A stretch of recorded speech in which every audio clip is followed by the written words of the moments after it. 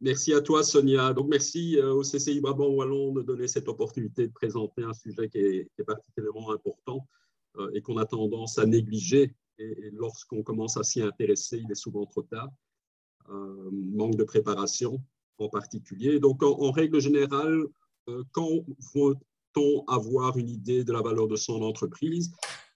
Ça peut être purement curiosité, mais en règle générale, il y a trois raisons principales. C'est soit dans le cas d'une transmission intrafamiliale, soit dans le cas d'une cession à un tiers, ou dans la troisième option, dans le cas d'une valorisation de son patrimoine, et tout simplement se poser la question, mais que vaut ma société? Quelle est ma richesse directe, indirecte, sur laquelle je pourrais compter un jour? Alors, juste pour la petite histoire, il faut savoir qu'en Belgique, il y a plus ou moins 1 million de numéros de TVA, que près de 82%, pour faire facile, on dira 80% de ces numéros de TVA sont dédiés à des personnes physiques ou sociétés unipersonnelles. Donc, comme dans mon cas, j'ai une SRL, mais je suis seul à la barre. Je n'utilise pas d'employés. Je travaille en réseau sur certains sujets, mais d'un point de vue purement légal, c'est une société dans laquelle il y a une seule personne. 80% donc. Il y a 15% des sociétés qui emploient entre 1 et 9%. Et donc, on voit que le tissu économique belge, qui est également valable au niveau du raisonnement dans les pays limitrophes, près de 97% des numéros de TVA en Belgique sont dédiés à des sociétés ou personnes physiques, donc qui utilisent moins de 10 personnes. Donc, ça donne quand même une idée aussi sur de quoi on parle véritablement lorsqu'on parle d'entreprise, lorsqu'on parle de la transmission, la cession ou tout simplement déterminer une valeur patrimoniale. L'autre élément qui est intéressant à savoir, c'est qu'aujourd'hui, près de 40% des entreprises sont la propriété de personnes qui ont plus de 50 ans. Donc, chacun a entendu parler du baby boom, qui est devenu aujourd'hui le papy boom, à savoir le fait qu'un bon nombre de dirigeants prendront leur pension entre 2005, bien entendu bien passé, et 2026. Donc ça, c'est un peu le contexte socio-économique dans lequel on se trouve. Et comme je disais tout à l'heure, la question de connaître la valeur de son entreprise, elle peut être posée, mais en règle générale, il n'y a pas véritablement de choses qui ont été mises en place afin d'améliorer son attractivité. Et quand je parle d'attractivité, ça peut être l'attractivité par rapport à un candidat repreneur, comme ça peut être par rapport à un membre de la famille, ou tout simplement attractivité pour attirer de nouveaux clients, attirer du personnel, puisqu'on sait qu'aujourd'hui, il y a une guerre des talents, il y a une recherche très marquée vu les pénuries dans certains secteurs. Donc, comment on rend sa société plus attractive? Ce n'est pas un sujet qu'on abordera véritablement ici, mais ça reste un élément clé dans la pérennité d'une entreprise. Alors, quels sont les ingrédients essentiels pour qu'on ait une entreprise, une société? Et encore une fois, mon discours se porte véritablement sur les TPE. C'est utilisable évidemment pour des entreprises plus importantes, mais on va essayer d'être pratico-pratique également, plutôt que parler de grandes théories. On aura l'occasion de mettre en évidence un certain nombre d'exemples. Donc, pour ma part, il y a 9 points importants lorsqu'on parle d'attractivité. La première question, c'est est-ce que nous sommes dans un marché pour lequel il y a un véritable intérêt? Est-ce que le marché est porteur? Est-ce que c'est un marché en croissance? Est-ce qu'il y a une possibilité de transférer les connaissances que le dirigeant peut avoir vers des tiers? On parlera de ces différents points un à un. Stratégie différenciante. C'est clair que si on n'a pas de stratégie, on risque d'être confronté à une guerre des prix et on ne va pas se différencier par rapport à une qualité ou une innovation éventuelle, mais plutôt tout simplement parce qu'on est les moins chers sur le marché. Alors, le rendement est super important, bien entendu, c'est de se dire qu'est-ce qu'elle dégage en termes de profitabilité, cette entreprise? Est-ce qu'elle est solide financièrement? Est-ce qu'elle a les fonds nécessaires? Est-ce qu'elle est bien financée? C'est souvent un point faible dans des petites entreprises. Récurrence des revenus. Récurrence des revenus veut dire aussi fiabilité des prévisions. Ça veut dire aussi qu'on sait d'entrée de jeu ce qu'on va pouvoir réaliser en termes de chiffre d'affaires, éventuellement de marge. Est-ce que votre entreprise a un potentiel de croissance? Voilà, on peut être dans une entreprise qui est active dans un secteur qui est en totale décroissance. Est-ce qu'on a envie d'aller y investir? Je crois qu'aujourd'hui, investir dans une station d'essence, par exemple, n'est peut-être pas ce qui est le plus intéressant. On voit l'émergence des bornes électriques aux quatre coins des villes et du pays en règle générale. Alors, la dépendance par rapport aux différents intervenants dans une entreprise, que ce soit le dirigeant, les clients, les fournisseurs. L'organisation, est-ce que vous avez une organisation forte, autonome, avec des gens compétents, etc. Et bien entendu, le prix. Donc, on parlera de valorisation. Et le prix est important dans la mesure où si vous décidez de céder à un moment donné ou de transmettre, il faudra trouver une contrepartie. Et que le prix à négocier sera également un facteur clé. Pour un repreneur, bien entendu, si vous achetez un beau diamant au prix d'un quartz ou de zirconium, c'est clair que c'est une superbe opération pour le repreneur. Alors d'abord, je parle de marché porteur, mais être dans un marché dans lequel il y a une demande importante pour vos services et produits est élémentaire. À titre d'exemple, le Covid a bouleversé un peu la donne. J'entendais parler de réalité virtuelle tout à l'heure avec Romain. Il est clair qu'il y a des émergences de nouvelles technologies, il y a des émergences de choses qui sont en forte demande. Un élément qui est ancestral, c'est le vélo.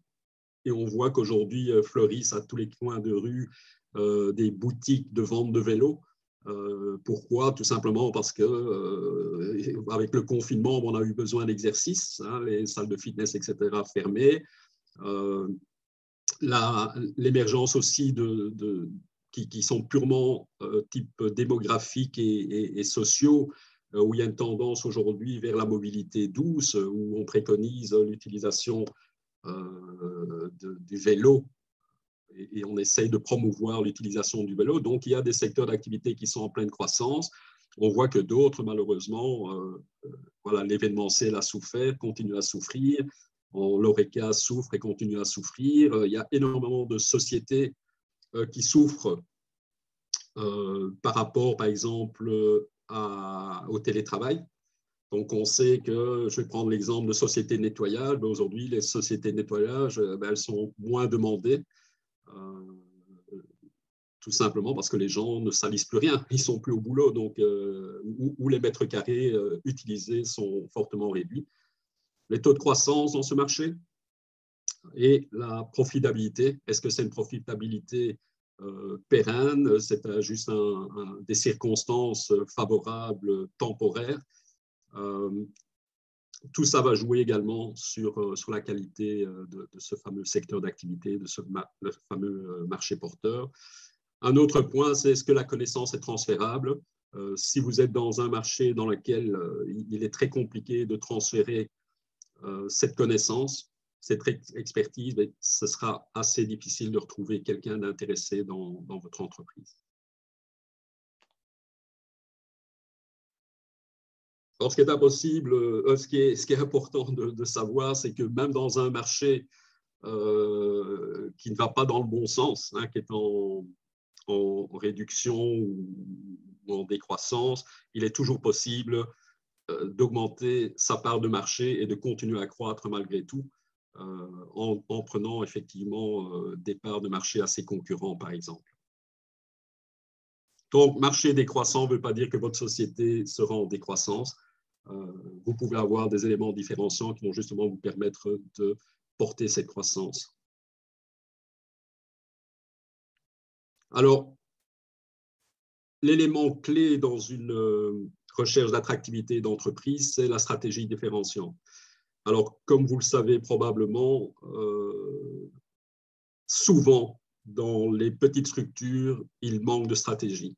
Donc, ce que ça veut dire, c'est qu'on se focalise plus sur le présent de l'entreprise que sur le futur de l'entreprise, avec une méconnaissance souvent de son marché de référence, et de se dire que finalement, une stratégie n'est pas faite pour une TPE, mais plutôt pour des grosses structures, des multinationales, etc. etc.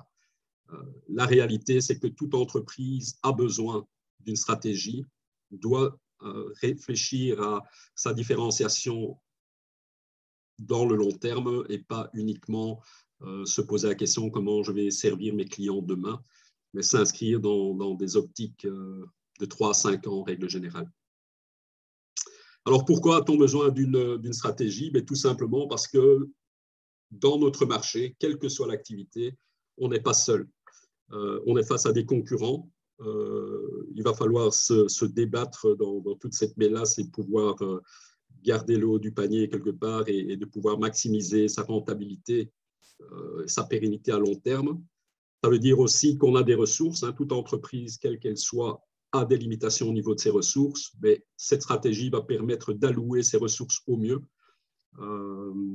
basée en règle générale sur les forces de l'entreprise, que ce soit en termes d'innovation, de produits, de services, en termes de ressources humaines, etc. Et donc, on va se mettre dans une optique long-termiste en se disant, mais avec tout ce que j'ai, comment je peux maximiser ma position dans mon marché, comment je peux maximiser également ma profitabilité.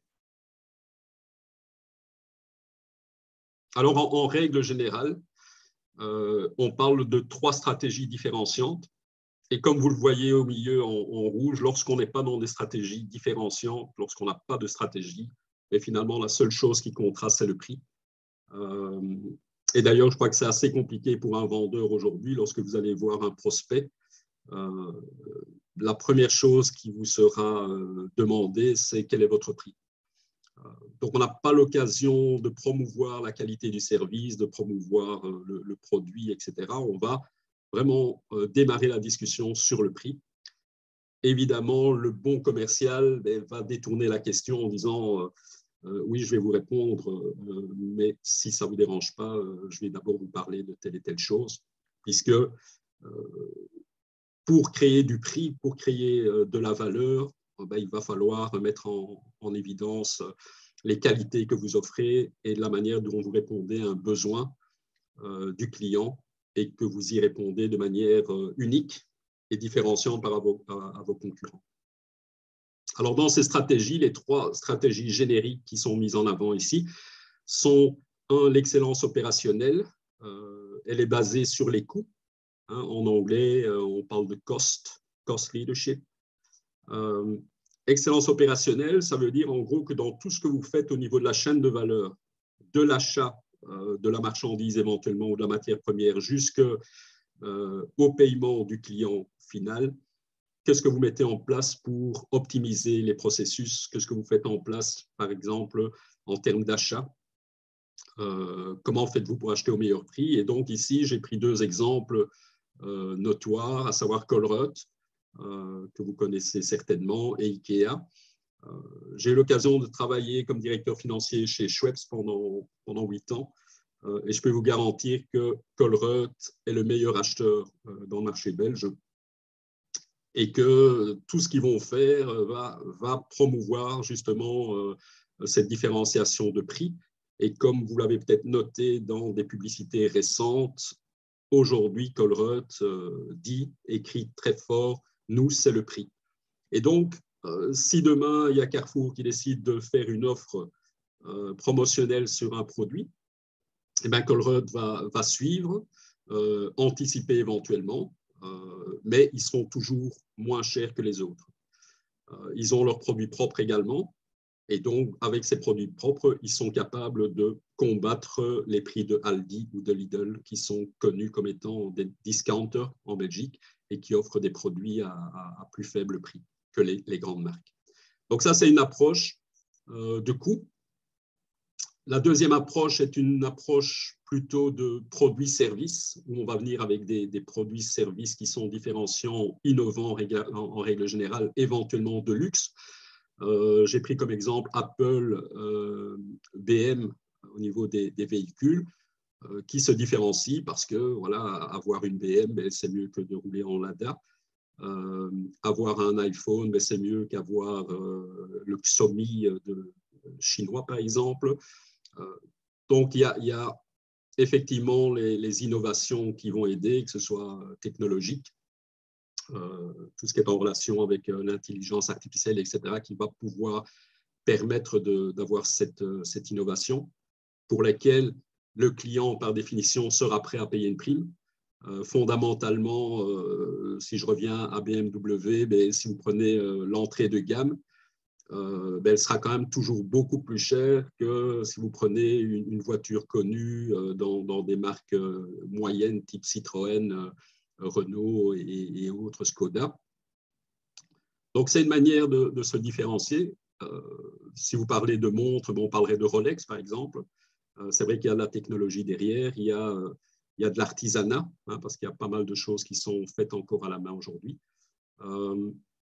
Et la troisième option au niveau stratégique, c'est l'expérience client. Donc, c'est vraiment tout mettre sur l'expérience et c'est mettre en évidence, dans le cas de Delhaize, que le parcours d'achat chez Delhaize est beaucoup plus agréable que chez Colruyt. Encore une fois, les stratégies sont différentes et différenciantes. Chose importante, je crois que dans le cadre de TPE, on ne va pas se focaliser sur l'excellence opérationnelle parce qu'il faut déjà un effet, une économie d'échelle importante pour pouvoir se battre sur des prix. Donc, comment acheter à meilleur prix? En règle générale, il y a des volumes derrière. Les petites structures vont avoir du mal à se lancer là-dedans. Par contre, elles vont pouvoir se différencier en règle générale, soit par de l'innovation. Vous avez des startups, par exemple, vous avez des petites structures qui développent des produits innovants, en particulier liés aux technologies de l'information et télécommunications, etc.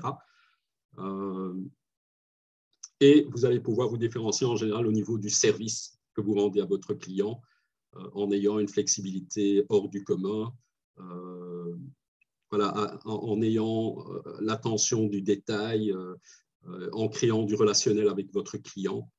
Tout ça pourra faire l'objet d'une différenciation stratégique importante et pour laquelle votre client préférera travailler avec vous. Donc, il y a du relationnel qui joue également. Donc, pour ma part, en règle générale, je préconiserais le leadership produit et l'expérience client comme différenciateur au niveau d'une stratégie. Encore une fois, sans stratégie, vous allez uniquement vous battre sur les prix. Alors, lorsqu'on parle d'attractivité, c'est important également à la base de connaître son marché. De quoi on parle? C'est quoi votre marché de référence? C'est quoi la part de marché que vous avez dans ce marché de référence? Est-ce que le marché est en croissance, en déclin, stagnant? Donc, c'est toutes des informations que vous devez avoir, que vous devez maîtriser. Il m'arrive régulièrement, lorsque je suis en contact avec des dirigeants d'entreprise, de me rendre compte qu'ils n'ont qu'une notion assez floue de leur position dans un marché. Lorsqu'on leur demande voilà, quels sont vos fournisseurs les plus importants, ils doivent réfléchir et ils disent bon, je vous reviens parce que bon, il faut analyser, etc.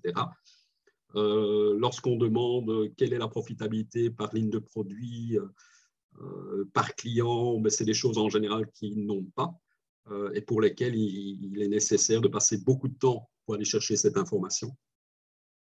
Tout ce qui est prix de revient, marge, en règle générale, la connaissance n'est pas au top. Et lorsqu'on leur parle de levier, d'offres et demandes, comment on peut faire pour augmenter la demande de leurs produits et donc augmenter éventuellement leur volume, leur chiffre d'affaires, leur marge, mais ils n'ont pas une connaissance intime des facteurs qui vont les aider à améliorer leurs bénéfices à terme. Alors, sur la droite, vous avez un petit graphique qui a été développé par un certain Michael Porter de l'université d'Harvard, qui s'appelle les 5 forces, ou les 5 forces, dans lequel on retrouve dans un marché déterminé l'intensité concurrentielle. Donc, en gros, lorsqu'on parle d'intensité concurrentielle, c'est tout simplement se poser la question, mais moi, est-ce que je suis dans un marché cool où je suis le seul intervenant et donc j'ai une situation de quasi-monopole, ou je suis dans un marché dans lequel il y a énormément d'intervenants, énormément de concurrence, et ça, bien entendu, va avoir des impacts sur mon activité, sur mes volumes, sur mes prix, sur mes bénéfices. En règle générale, il y a 4 éléments clés qui vont jouer dans cette intensité concurrentielle. C'est d'une part les capacités ou le pouvoir de négociation que vous pouvez avoir vous-même par rapport à vos fournisseurs ou vos clients. C'est clair que vos fournisseurs auront tendance à essayer d'augmenter leurs prix. On parle de rapport de force, bien entendu. Et si on se met du côté du client, la même chose. Lui, au lieu d'augmenter les prix, il va vouloir que vous les diminuez. Donc, tout ce rapport de force va avoir une incidence sur votre capacité à générer du profit. À côté de ça, on sait comment ça marche.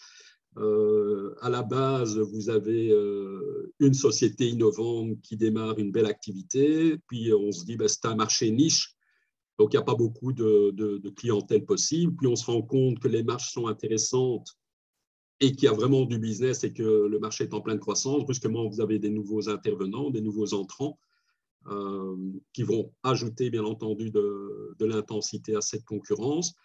Raison pour laquelle on parle de barrière à l'entrée.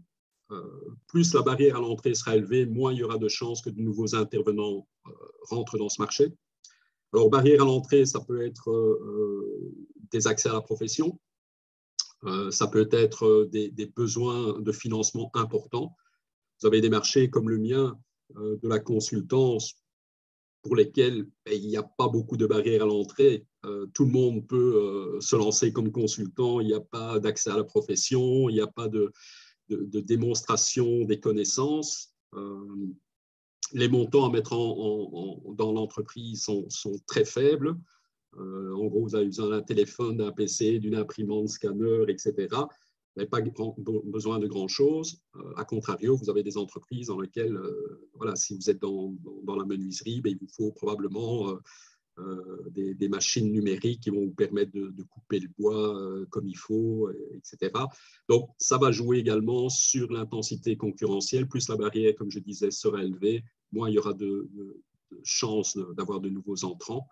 C'est une des raisons aussi pour lesquelles on trouve énormément de personnes qui démarrent dans l'ORECA, qui démarrent des petits snacks et des choses comme ça, puisque il ne faut pas grand-chose pour démarrer ces activités. Il y a bien entendu des exceptions, mais en règle générale, ce n'est pas compliqué de démarrer dans ces business. L'autre élément que j'aimerais mettre en évidence quand on parle des 5 forces, il y a tout simplement la force de la substitution. C'est à un moment donné, lorsque votre prix devient trop important, on va essayer de trouver un autre produit qui répond aux mêmes besoins de manière peut-être différente, mais pour lesquels le client est prêt à accepter une proposition qui soit pas optimale. J'indiquais à ce sujet que dans certaines industries, on travaille avec un certain type d'énergie et lorsque cette énergie devient trop chère, on passe à une autre énergie. C'est le cas du charbon. On passe au coke, par exemple, qui est beaucoup moins cher. Lorsque le prix du charbon devient trop élevé, on passe au coke. Maintenant, c'est clair que le charbon, dans les années à venir, va être banni. Et donc, il va falloir trouver des produits de substitution également. Donc ça, c'est plutôt au niveau de la compréhension de son propre marché. Et une fois qu'on a ces éléments-là, on va pouvoir aussi identifier des opportunités. Alors, lorsqu'on parle d'opportunités, il est important d'oser se regarder dans un miroir. Lorsqu'on parle aux dirigeants d'entreprise, ils ont une entreprise qui tourne super bien, qui génère énormément de bénéfices et ou éventuellement qui ne génère pas beaucoup de bénéfices, mais qui a un potentiel énorme. C'est souvent là-dessus qu'on va se positionner. Il était intéressant, en se regardant dans ce miroir, de se poser la question quelles sont véritablement nos forces en interne, nos faiblesses en interne. Dans les petites structures, les forces, ça peut être une technologie, un savoir-faire, des personnes compétentes en interne. Ça peut être une force de vente exceptionnelle. Il y a pas mal de choses qui peuvent intervenir. Ce que moi, je vois dans mes interventions, c'est qu'au niveau des faiblesses, par contre, la partie financière est un point de questionnement, souvent. L'autre point de questionnement, c'est au niveau couverture géographique. Énormément d'entreprises francophones, je dirais en Belgique, se focalisent uniquement sur la francophonie, partant du principe que les Flandres ou la Flandre est quasi un autre pays, et donc n'y s'y aventurant pas. Ça peut être une faiblesse. Au niveau des opportunités et au niveau des menaces, là, ce sont plus des éléments externes d'ordre sociologique. Ça peut être démographique, ça peut être en relation avec la législation, les technologies et autres, mais quels sont les éléments qui vont vous aider dans votre business et quels sont les éléments qui vont par contre contraindre votre business et créer une véritable menace. Donc on parlait des énergies, c'est clair que si aujourd'hui votre business c'est la vente de charbon dont je parlais tout à l'heure, ben, il est peut-être temps de penser à vous reconvertir parce que juste les législations, que ce soit la COP26 ou autre au niveau européen, fait que c'est un marché qui va disparaître petit à petit. Donc, il y a des éléments externes qui vont vous aider ou, à l'inverse, qui vont vous freiner. Je parlais de mobilité douce, mais c'est clair que si vous êtes dans la mobilité, eh bien, il faudra plutôt favoriser, je dirais, la mobilité douce plutôt que voilà, des grosses voitures diesel, polluantes, etc. Voilà, il y a des tendances de fond qui sont importantes sur lesquelles vous allez pouvoir surfer justement pour créer ces opportunités et pour faire que votre société soit la plus attractive possible. Alors, lorsqu'on parle de différenciation stratégique, on parle souvent d'un terme USP qui vient de l'anglais Unique Selling Proposition. Donc, c'est quel est votre point de proposition unique au niveau de votre offre et de vos ventes quelque part. C'est clair que si vous n'êtes pas capable de vous différencier, on est dans la zone rouge mentionnée tout à l'heure lorsque je parlais des 3 stratégies génériques. Vous êtes dans cette zone de guerre. Mais en gros, la question qu'il faut vous poser, c'est que faites-vous mieux que vos concurrents? Alors, faire mieux, ce n'est pas uniquement au niveau qualitatif, ça peut être des éléments de type financement. Vous pouvez vous différencier en disant, chez moi, vous achetez la marchandise, mais je la stocke pour vous, vous avez un prix plus intéressant, je vous donne des conditions de financement plus intéressantes que la concurrence. Donc, il peut y avoir des éléments qui vont au-delà du produit même. Qu'est-ce que veut votre client? C'est clair que si vous ne répondez pas à un besoin du client, mais les chances que vous vendiez vos services ou produits sont relativement négligeables. Donc, la première chose dans tout business, c'est répondre à un besoin du client, un besoin qui n'est pas encore rencontré ou qui est mal rencontré et que vous pouvez faire mieux que vos concurrents. Ça ne sert à rien de vous aventurer là où vous avez des faiblesses par rapport à vos concurrents, sauf si vous êtes dans une optique de long terme. À titre d'exemple, même si c'est quand même suranné, vous vous souviendrez peut-être pour les gens qui ont un certain âge de l'arrivée de Toyota en Europe. C'était des voitures catastrophiques. Ils étaient plutôt en test. On voit aujourd'hui ce que Toyota représente en Belgique. C'est une marque super forte qui est connue pour sa qualité, etc., pour ses garanties, même si les Coréens sont venus par la suite avec des garanties plus importantes. Toyota est à 5 ans et les Coréens sont à 7 ans aujourd'hui. Et voilà, c'est le genre de choses à garder à l'esprit. Si vous n'avez pas un produit, un service qui répond à un besoin du client et un besoin idéalement qui n'a pas encore été rencontré ou qui est mal rencontré par les concurrents, mais là, vous avez un vrai business.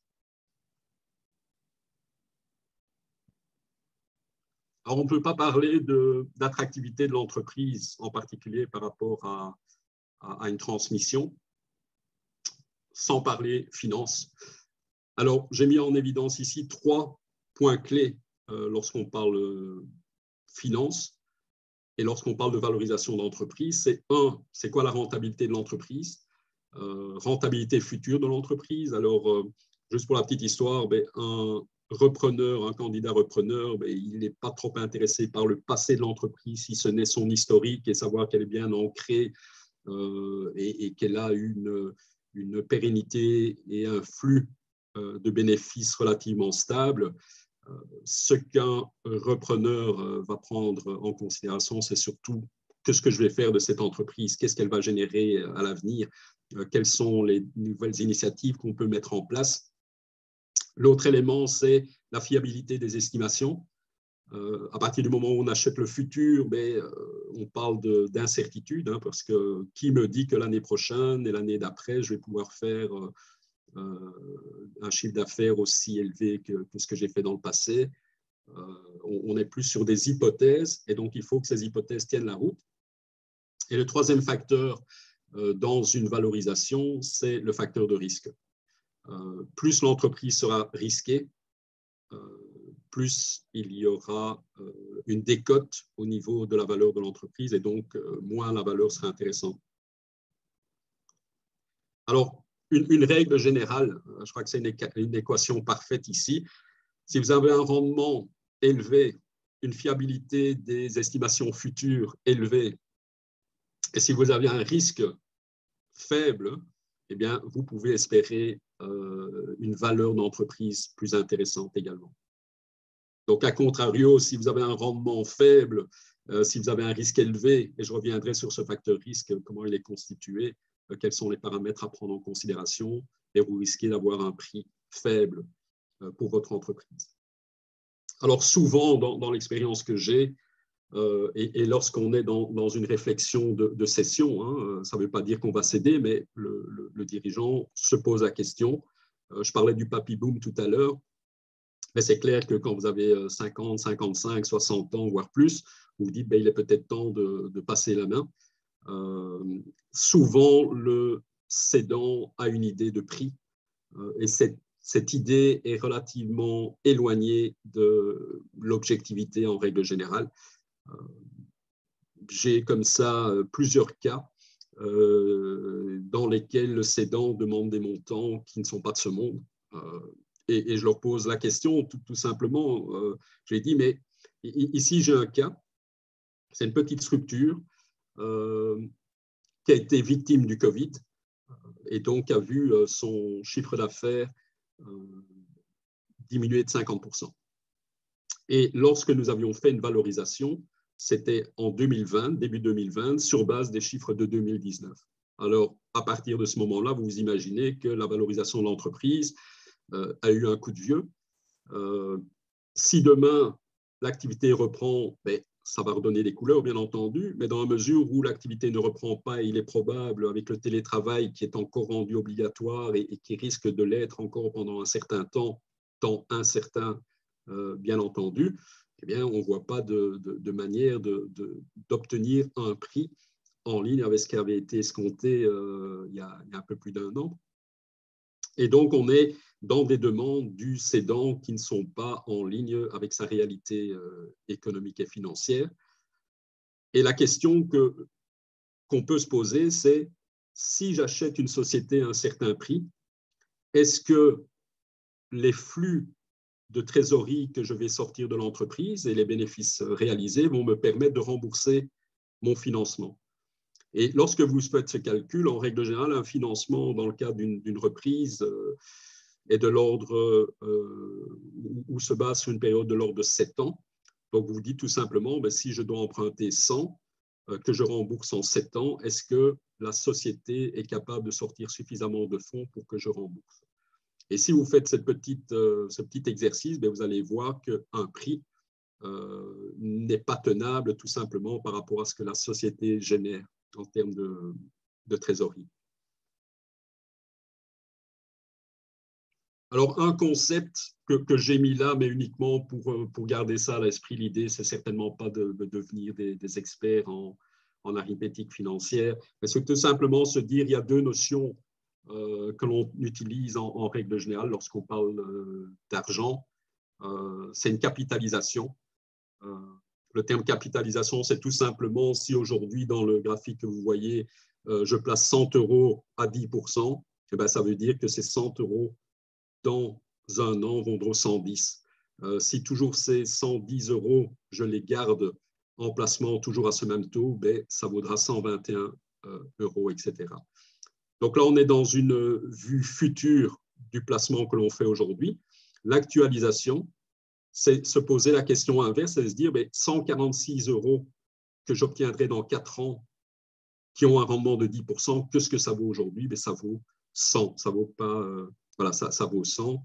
Le zéro, c'est les années, donc en année zéro.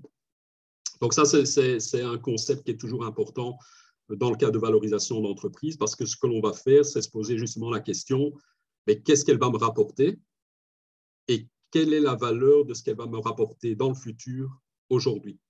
Alors, ça peut être tout simplement l'inflation, hein, mais ça peut être des intérêts, ça peut être un rendement que vous attendiez en vous disant, mais moi, si j'investis dans un actif, il faut que cet actif me rapporte 10%, par exemple. Et de là aussi vient la fameuse expression l'argent ou le temps, c'est de l'argent, time is money. On se rend compte qu'effectivement, c'est bien exemplifié ici. Alors, ces petits tableaux vont tout simplement mettre en exergue un certain nombre de choses. Un, que la rentabilité future va impacter la valeur de mon entreprise. Deux, le rendement qui est attendu par l'investisseur va également affecter cette valeur. Et trois, est-ce qu'on est dans une optique de risque ou pas? Ça va jouer également sur la valeur de mon entreprise. Et est-ce qu'on est plutôt dans une entreprise qui est en croissance ou en décroissance? Alors, ce tableau-ci, on voit les différentes années, on voit un montant qui est 100 000 €, qui représente l'excédent brut d'exploitation. Alors, excédent brut d'exploitation, la notion anglaise que vous aurez peut-être entendue, c'est l'EBITDA, qui est en fait le résultat d'exploitation. Donc, si vous prenez un compte de résultat, vous allez voir une ligne qui s'appelle bénéfice d'exploitation, perte d'exploitation, à laquelle vous allez rajouter les charges non décaissées. Alors, de quoi on parle quand on parle de charges non décaissées? C'est en fait des charges qui se trouvent dans vos comptes, mais qui en réalité n'ont pas généré de sortie de trésorerie. On les distingue en deux en règle générale. Il y a toute la partie amortissement. Donc, des amortissements, ce n'est pas des vraies charges, c'est tout simplement une opportunité fiscale de pouvoir déduire des frais liés à un investissement que vous avez consenti dans le passé. Et puis, vous avez d'autres mouvements type réduction de valeur. Vous avez par exemple dans vos comptes une créance que vous n'allez pas récupérer, mais il n'y a pas d'effet cash sur vos comptes. À terme, il y en aura, mais à date, il n'y a pas d'effet cash. C'est de l'argent que vous n'allez pas recevoir. Vous pouvez avoir de l'obsolescence au niveau de vos stocks. Vous allez faire une réduction de valeur. Donc, vous avez des stocks qui ont une valeur supérieure dans vos comptes que dans la réalité. Vous allez faire des ajustements à cet égard. Donc, ça, c'est le genre d'ajustement qu'on va retrouver, des charges non décaissées. Quand vous prenez le résultat d'exploitation plus les charges non décaissées, vous arrivez à cette notion d'excédent brut d'exploitation. Donc, c'est vrai que c'est un peu technique, mais ce qui est intéressant ici, au-delà de la technique, c'est juste se dire, si j'ai 100 000 € dans un an et que j'attends un rendement de 15%, eh bien, ça veut dire qu'aujourd'hui, cet argent vaut 87 000 €. Et si je vais en 2010, ça veut dire que si j'ai plus ou moins 25 000 € aujourd'hui et que je le place à un taux de 15% pendant ces 10 années, eh bien, j'obtiendrai 100 000 €. J'espère que c'est assez clair. Et donc, on voit que lorsqu'on fait l'addition des différents flux des différentes années sur 10 ans, on arrive à une valeur de 500 000 € plus ou moins, soit 5 fois l'excédent brut d'exploitation. Donc là, on a pris deux théories. Un, c'est une constance au niveau de l'excédent brut d'exploitation. Et deux, on a pris un rendement de 15%. Donc, juste garder à l'esprit, on est plus ou moins à 500 000 euros. Maintenant, dans le second cas, si on se dit, mais on est dans une optique identique, mais cette fois-ci, on n'est pas dans quelque chose de stable, on a une croissance de 20% par an. Mais là, on voit qu'en faisant le même exercice, on arrive à quasi 1,3 million, soit 10 fois l'excédent brut d'exploitation. Et donc, vous voyez que juste par le fait d'une croissance, votre société vaut plus d'argent que dans le cas précédent. Raison pour laquelle il est important d'améliorer l'attractivité de votre entreprise, bien entendu. Alors, le troisième cas de figure, là, c'est on a un risque relativement élevé, et on parlera de cette notion tout à l'heure, mais on voit que le même exercice, par l'importance du risque, eh bien, demandera tout simplement un rendement plus important. Et donc, c'est clair qu'un investisseur qui veut reprendre une entreprise qui est en risque élevé, eh bien, va attendre aussi un rendement plus élevé parce qu'il pourrait tout perdre dans son placement. Et donc, il demandera un rendement plus important également. Là, on voit qu'on est plutôt à 200 000 euros. Donc, dans les trois cas de figure, on a 200 000 euros lorsqu'on a une croissance stagnante en réalité, donc il n'y a pas de croissance, mais qu'on a un risque élevé. Et puis, on a vu qu'avec un risque modéré, mais une croissance inexistante, on était à 500 000. Et par contre, une croissance annuelle de 20%, on était à 1,3 million. Donc, vous voyez qu'en travaillant sur la rentabilité de l'entreprise, en augmentant son attractivité, on peut en obtenir une valeur supérieure également. Alors, comment augmenter la rentabilité de votre entreprise? Voici quelques pistes.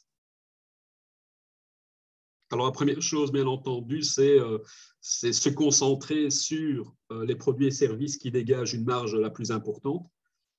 J'ai indiqué tout à l'heure que souvent, dans les petites structures, il y avait une visibilité relativement floue au niveau de cette connaissance. Donc, il est important de bien connaître ces marges par produit, service, je parlais de clients, etc. Quand on parle de marge, il est important aussi de se poser la question, mais dans mon entreprise, est-ce que j'ai des destructeurs de valeur? Donc, par destructeurs de valeur, ce sont les clients, les produits, services qui sont peu ou pas rentables. Il peut y avoir, bien entendu, des raisons sous-jacentes. On peut très bien se dire, j'accepte de travailler avec tel client, même s'il n'est pas rentable ou peu rentable, tout simplement parce qu'il va m'accorder de la visibilité et qui va me permettre de pénétrer des nouveaux marchés. C'est une carte de visite, donc il y a des considérations autres. On peut être dans un business également où on n'est pas véritablement dans une optique de destruction de valeur par rapport à des produits qui génèrent peu de rentabilité, tout simplement parce qu'on a un effet de gamme. On peut très bien s'imaginer une société comme Coca-Cola qui a dans son portefeuille une gamme de produits tellement large qu'elle lui permet d'aller voir les tenanciers de bistrot et autres en leur proposant la totalité de la gamme dont ils ont besoin, en leur disant mais, vous avez les jus de fruits, vous avez bien entendu les sodas, mais vous avez également l'eau, puisqu'ils sont les propriétaires de Chaudfontaine. Sur l'eau, il est fort probable que les marges soient moindres que sur le soda, mais en même temps, il y a un effet de gamme qui fait qu'ils deviennent incontournables. Ils sont déjà très très forts dans le marché, mais ils sont d'autant plus incontournables qu'ils peuvent offrir une gamme de produits plus large. Et pour la petite histoire, nos amis de Coca-Cola ont pénétré le marché du café également, donc ils offrent aujourd'hui le café en plus pour ces établissements. Gaspillage. Il est intéressant au niveau de la valeur de l'entreprise d'analyser aussi s'il y a des pertes qui sont occasionnées par des problèmes de production, par exemple. Si je parlais de menuiserie tout à l'heure, qu'il y a certains de vos panneaux qui ne sont pas conformes, qui doivent être retravaillés. Donc, c'est de l'énergie en plus, c'est de la main-d'œuvre en plus, c'est des coûts en plus. Ça peut être également au niveau des stocks qui ne sont pas gérés de manière optimale et vous avez de l'obsolescence. Des moins-values à acter, etc. Ça peut être également en termes de duplication de tâches. On rencontre souvent dans des petites structures deux personnes qui travaillent sur la même chose sans nécessairement le savoir parce qu'il y a peut-être une communication qui est défaillante, même si Et le sens commun nous dirait que la communication dans une petite structure est beaucoup plus rapide, fluide, efficace que dans les grandes structures. Voilà mon assistante qui passe. Donc ça, ce sont des éléments qu'il faudra garder à l'esprit, les analyser, donc revoir sa chaîne de valeur, comme je disais tout à l'heure avec Colruyt, de l'achat de la marchandise jusqu'au moment où vous êtes payé par vos clients, quels sont les éléments qui sont importants, et là où vous avez éventuellement des duplications ou du gaspillage, des pertes. Améliorer la rentabilité, c'est augmenter ses prix. Maintenant, il est clair que si c'était aussi simple, tout le monde le ferait. La réalité, c'est que vous avez toujours des garde-fous. Le premier garde-fou, c'est la concurrence et qu'est-ce que les autres offrent. Encore une fois, cet aspect-là sera d'autant plus facile que vous êtes différenciant dans ce que vous offrez. Si vous offrez exactement la même chose que votre concurrent, c'est clair que le prix sera essentiel et vous n'aurez pas cette opportunité-là. L'autre point, c'est bien entendu augmenter les volumes. Je parlais tout à l'heure que dans les petites structures, souvent, la prospection, la vente se fait dans un secteur géographique limité pour des raisons de langue, par exemple, de culture ou autre. À partir du moment où vous allez chercher de nouveaux marchés, vous allez pouvoir augmenter vos volumes également. Trouver des nouveaux marchés, c'est peut-être augmenter les budgets marketing, tout ce qui est véhicule pour faire plus de visibilité, etc., va vous aider dans cette démarche. Alors, lorsqu'on parle d'augmentation de volume, il est clair qu'il va falloir également analyser en interne si on a les ressources nécessaires pour aller chercher ces volumes, parce que souvent, ces volumes sont aussi liés à des ressources, que ce soit humaines ou autres. Un des points clés dans l'augmentation des volumes, c'est la capacité de générer des activités via des automatisations, via des réductions de tâches purement administratives. Donc, c'est travailler également sur de l'externalisation éventuelle, se dire en interne, je ne peux pas le faire, mais je vais utiliser des services externes. Je travaille avec une société, par exemple, qui a une toute petite structure. Ils sont à 3. Et donc, durant toute l'année, ils sont à 3, mais ils ont certains pics durant l'année. En gros, le pic, c'est le 4e trimestre de l'année et le 1er trimestre de l'année suivante. Et ces gens-là travaillent avec de la sous-traitance. Donc, durant ces périodes, leur équipe passe à une dizaine de personnes. Et donc, c'est une manière également d'absorber ces volumes additionnels, ces volumes de travail additionnels. Alors, ce n'est pas fini, il y a d'autres pistes, évidemment. Si on ne peut pas augmenter les prix ou si on les augmente, avoir un effet idéal, c'est augmenter les prix et réduire le prix de revient. Alors, la réduction de prix de revient, on a parlé de substitution tout à l'heure, mais on peut parler de négociation également et de se dire, si j'ai une bonne connaissance de mon marché, que je connais mes chiffres, je sais qu'avec tel et tel fournisseur qui m'offre le même type de produit, je pourrais éventuellement consolider les choses, mais c'est une force de négociation que vous allez pouvoir utiliser de telle manière à améliorer votre prix de revient et augmenter vos marges. Ça peut se faire au niveau d'un fournisseur de services ou de matières, de produits, mais ça peut se faire aussi, même si ce n'est pas du prix de revient, ça peut être par rapport à votre banquier. J'ai eu l'occasion récemment de négocier des crédits bancaires. On a consolidé les différents crédits en cours et on a pu passer d'un crédit de caisse qui était adossé à un taux d'intérêt de l'ordre de 10%, on est passé à 1,5% en utilisant une avance à terme fixe. Donc, des choses auxquelles vous pouvez penser également, même si ce n'est pas du prix de revient, c'est de la profitabilité de toute façon additionnelle. Alors, réduire les coûts de production, logistique et autres. Je parlais de chaîne de valeur tout à l'heure. C'est important de regarder dans sa chaîne de valeur quelles sont les activités, les tâches réalisées, quelles sont celles qui sont indispensables pour pouvoir servir votre client. Et puis élaguer, se dire, il y a telle et telle chose qui ne doit pas exister, qui n'est pas nécessaire, sur laquelle je ne dégage zéro valeur. Ben, c'est peut-être l'opportunité de revoir un peu vos processus. La même chose au niveau frais généraux. mais il y a probablement des frais dans votre structure auxquels vous n'avez jamais prêté attention, tout simplement parce que ce ne sont pas des priorités. Hein. Dans une petite structure, mais on est trop occupé au four et au moulin à essayer de répondre aux besoins du client, qu'on a tendance à oublier peut-être ce genre d'opportunité. Regardez vos coûts, analysez les postes clés, hein, ne vous focalisez pas sur les postes sur lesquels vous dépensez quelques centaines d'euros par an, mais il y a des postes qui peuvent être particulièrement importants. Ça peut être, allez, ce à quoi je pense, c'est par exemple la comptabilité. D'un bureau à un autre, vous pouvez avoir des coûts très différenciants qui ne sont pas nécessairement liés à la complexité de votre dossier, mais tout simplement à l'historique. J'ai comme ça un exemple en tête. J'ai eu l'occasion de renégocier avec une société de gardiennage un contrat.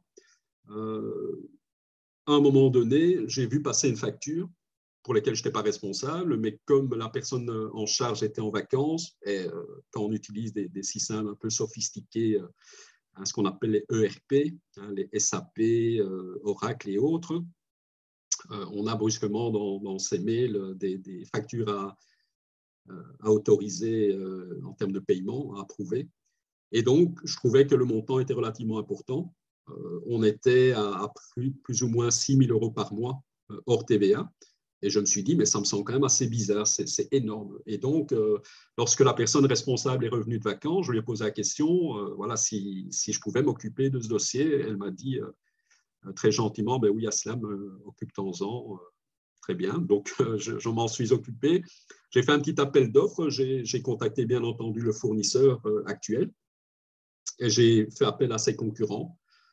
La facture annuelle de l'ordre de 70 000 euros est passée à 20 000 euros. Donc, historiquement, on avait un site, puis un second site, un troisième site, et le gardiennage était censé y passer, mais des restructurations en restructuration, ben, il n'y avait plus qu'un seul site. Et donc, on continuait à être facturé comme lorsqu'on avait 3 sites. Et juste en regardant ces coûts qui me semblaient anormaux, relativement élevés, j'ai pu faire économiser à la société en négociation. Ça m'a peut-être pris au total 3 jours de travail, 50 000 euros. Donc, je crois que c'est intéressant de passer au travers de vos coûts et de vous poser la question, est-ce que ce sont des coûts nécessaires à ma structure pour servir le client ou ce sont juste des coûts sympas? Un des postes dans des plus grosses structures qui est peut-être anecdotique, mais vous avez 10 personnes qui commandent le même journal ou le même magazine, c'est peut-être plus intéressant d'avoir un seul abonnement que l'on passe de l'un à l'autre, ou peut-être 2 abonnements, mais certainement les réduire de manière considérable. Augmenter l'efficacité commerciale. Dans les petites structures, un des points faibles que je constate régulièrement, c'est la prospection. On a tendance à rester dans sa zone de confort, à prospecter le même type de client, en n'ayant pas nécessairement d'objectif, en se disant, ben voilà, moi je suis commercial, j'essaye d'apporter du business, mais on ne donne pas un objectif spécifique, chiffré aux commerciaux. On n'analyse pas le taux de conversion, donc mettre des objectifs dans un objectif d'augmenter l'efficacité commerciale est important. On peut mettre en parallèle, bien entendu, des rémunérations variables, d'autres éléments qui vont permettre de pousser les commerciaux à se bouger un peu. Et loin de moi l'idée qu'ils ne se bougent pas déjà beaucoup aujourd'hui. Mais c'est important. Améliorer la productivité. Mais vous avez des ressources limitées. Lorsqu'on a parlé de stratégie, la raison pour laquelle elles sont importantes, ces stratégies, c'est que vous avez des ressources limitées, qu'elles soient financières au niveau des ressources humaines, au niveau système et autres. Mais à partir du moment où vous arrivez à automatiser votre activité, vous réduisez le besoin en personnel. Je parlais d'externalisation tout à l'heure également, et vous pouvez vous poser la question, est-ce que je suis organisé de manière optimale aujourd'hui, revoir éventuellement son organisation. Mais là, encore une fois, dans une petite structure, la partie réorganisation n'est peut-être pas le levier essentiel pour l'augmentation de la productivité, mais l'automatisation, l'externalisation, clairement, le sont. Puis le dernier point que je mettrai en évidence, c'est tout simplement lorsque vous devez faire des investissements, analysez votre projet, mettez des taux de rendement minimum de telle manière à pouvoir faire la distinction entre les projets porteurs et ceux qui le sont moins. Ça peut être également au niveau d'un investissement de type industriel. Hein. Vous avez besoin de nouvelles machines, etc. Analysez le rendement que va générer tel et tel projet sur votre rentabilité.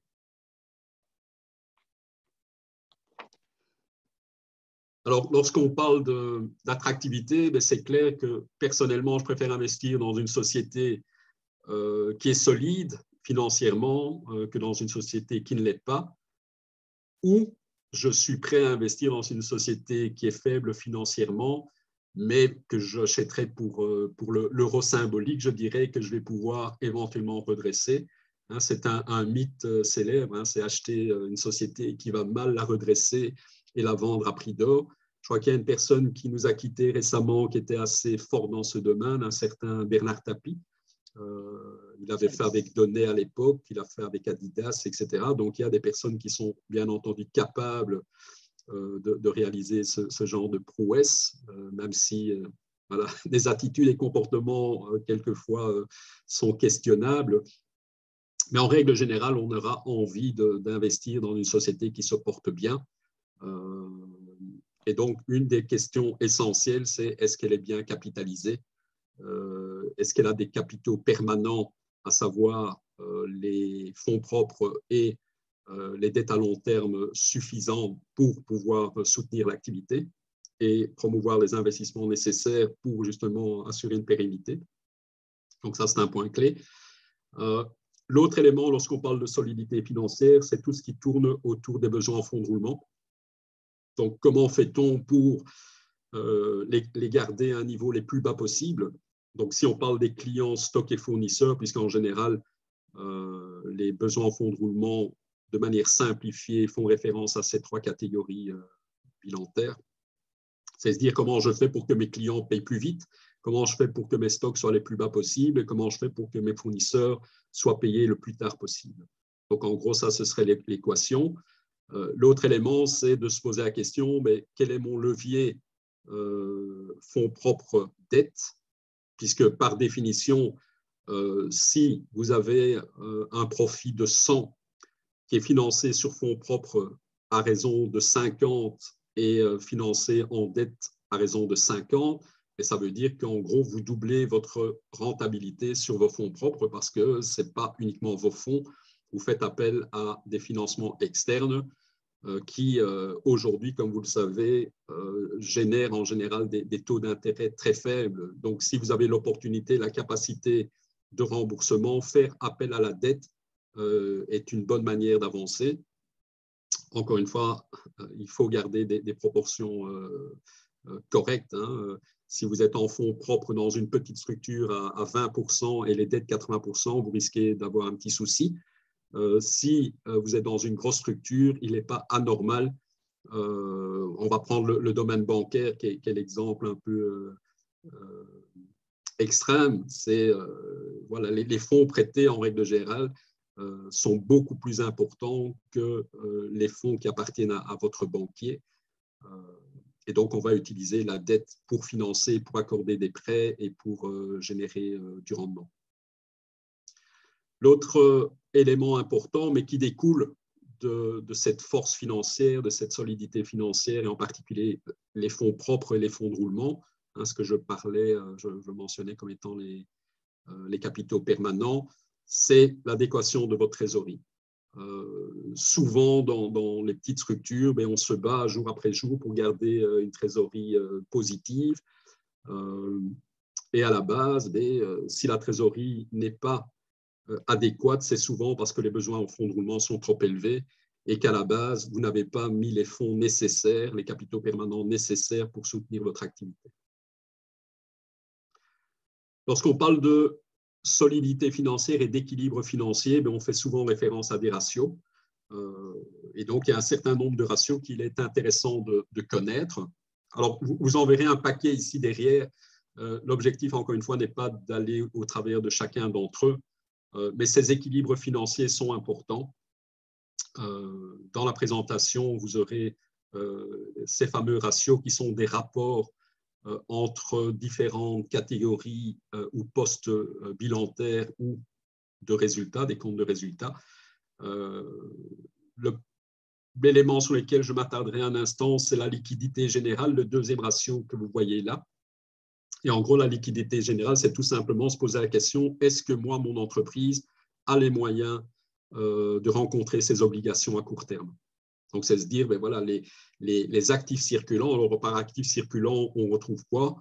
On retrouve la trésorerie. Il n'y a pas plus circulant que la trésorerie. On va retrouver ses clients, on va retrouver ses stocks, éventuellement de la TVA à récupérer, ce genre de choses. Et puis, les dettes à court terme, mais principalement, ce sont vos dettes commerciales, des dettes financières, parce que vous avez des traites à payer mensuellement ou autres. L'ONSS, les impôts, toute cette partie-là. Quand on parle de dette à court terme, on parle de tout ce qui est dû à 1 an au plus. Donc, on ne dépasse pas 12 mois. Donc, ça, c'est un point qui est important de garder à l'esprit. Alors, pour aller plus dans le détail, lorsqu'on parle de liquidité générale, il y a un actif circulant, donc à court terme, à moins de 12 mois, qui peut poser problème, ce sont les stocks. Parce qu'en réalité, les stocks ne sont pas nécessairement réalisables comme ça du jour au lendemain. Et on a dans des entreprises des stocks qui sont particulièrement élevés pour diverses raisons.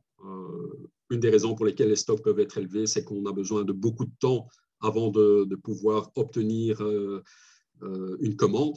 Supposez, on l'a vu avec la crise du Covid, que vous achetiez vos produits en Chine, si brusquement il va falloir attendre 6 mois parce qu'il y a une pénurie de bateaux ou autre, vous devez avoir des stocks qui peuvent au moins tenir 6 mois. Donc ça peut être un élément.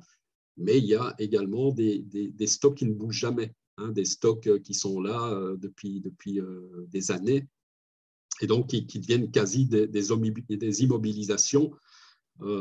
Et là, on n'est plus dans du court terme. Donc, il y a un autre ratio qui s'appelle le quick test ou le test acide, comme on l'appelle également, dans lequel on va prendre les actifs circulants, mais on va enlever les stocks. Et puis, on va aussi les comparer à la dette à court terme.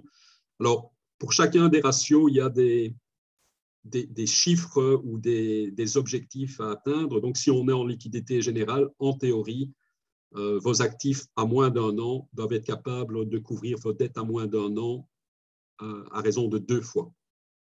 Si on enlève les stocks, on doit être à minima à 1 fois. Donc, les actifs circulants doivent être égaux aux dettes à court terme.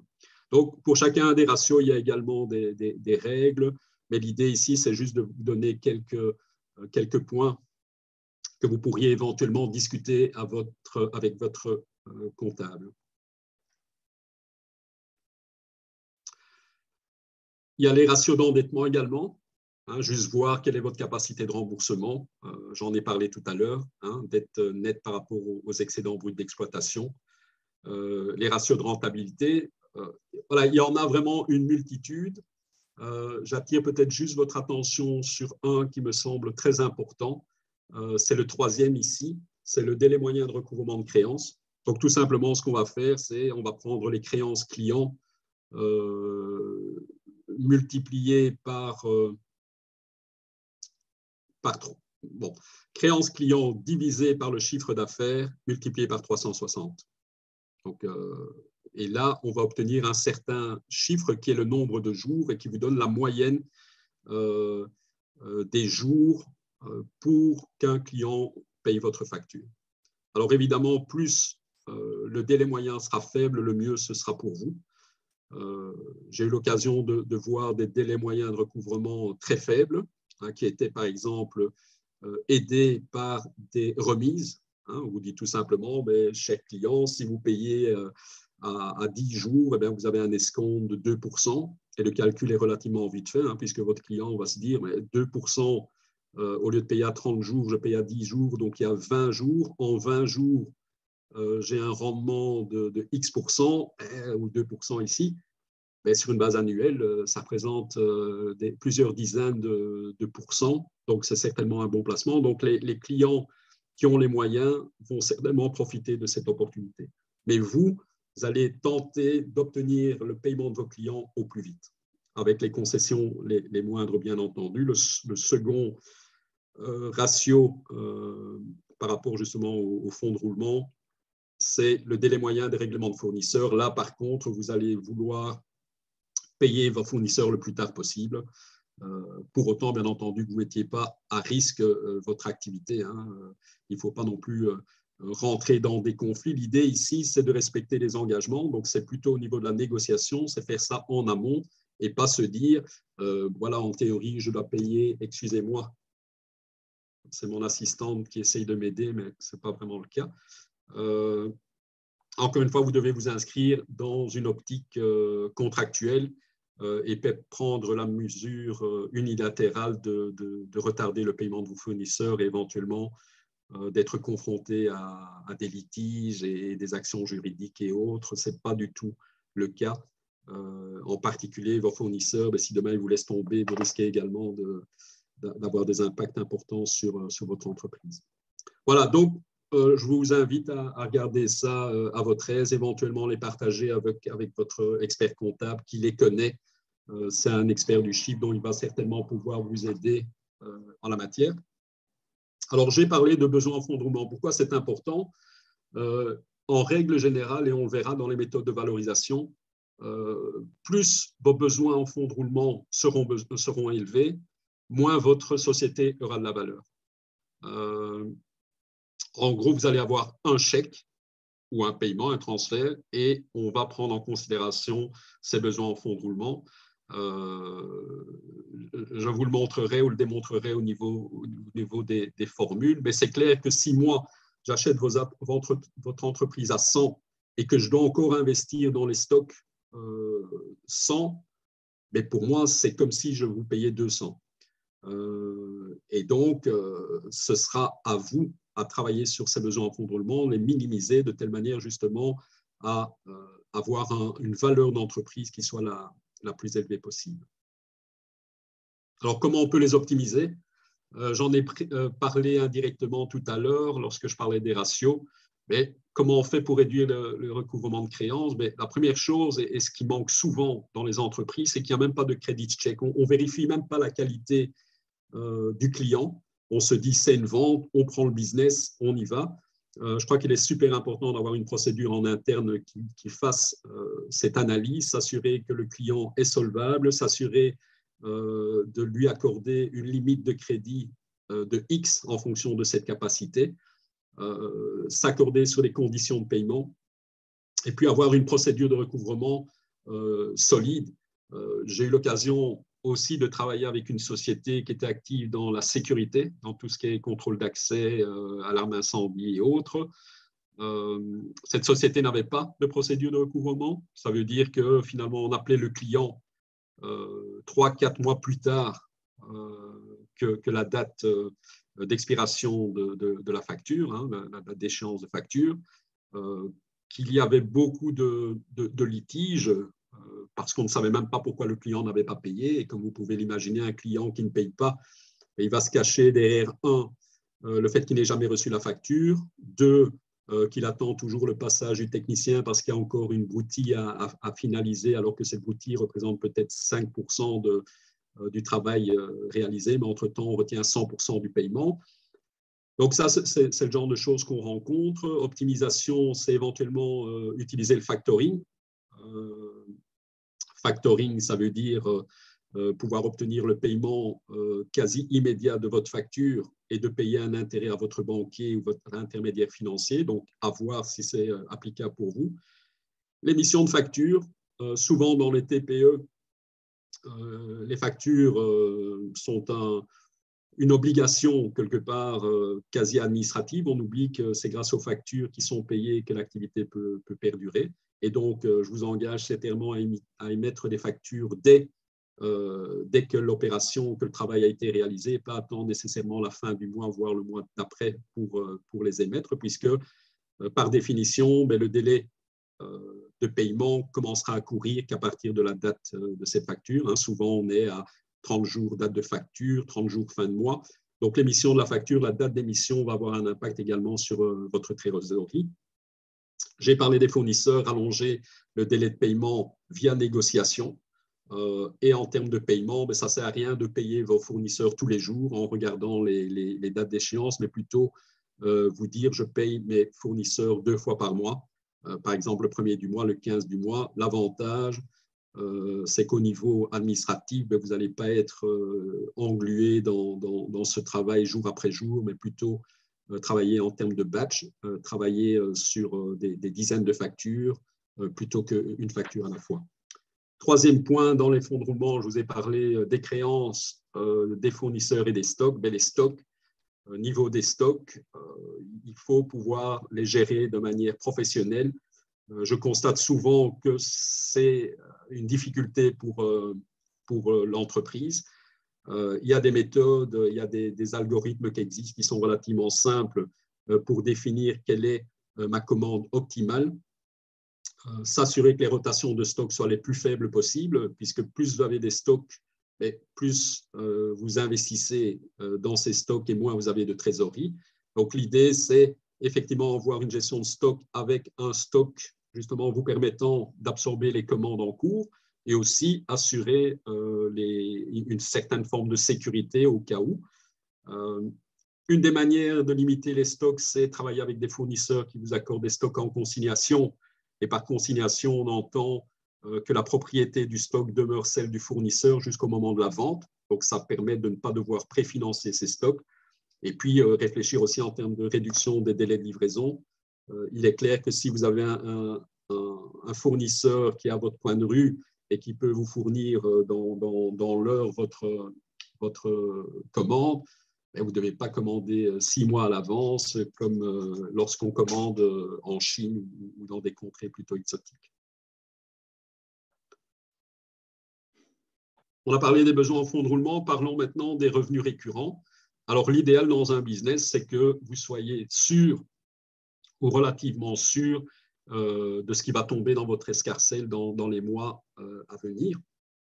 Et donc ça dépendra bien entendu du type de business model que vous avez, qui va vous aider en termes de fiabilité et de visibilité par rapport au futur. Alors, la récurrence, elle va venir, de la fidélité aussi de vos clients, de leur qualité et de l'historique que vous avez avec ces clients-là. Donc, vous savez que client X vous achète chaque année, depuis des années, un certain volume, et ça va certainement vous aider à prévoir le futur.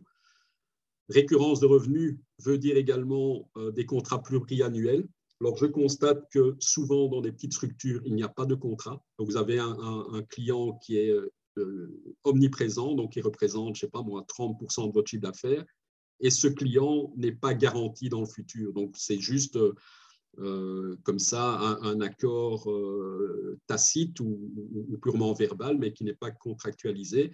Donc, l'idée, c'est quand même d'avoir des contrats en place parce que ces contrats ont de la valeur. Vous savez qu'avec ce client-là, vous allez avoir un volume minimum de X pour un temps de Y. Donc, ça a énormément de valeur. L'autre élément de valeur au niveau de la récurrence de revenus, c'est les clients captifs.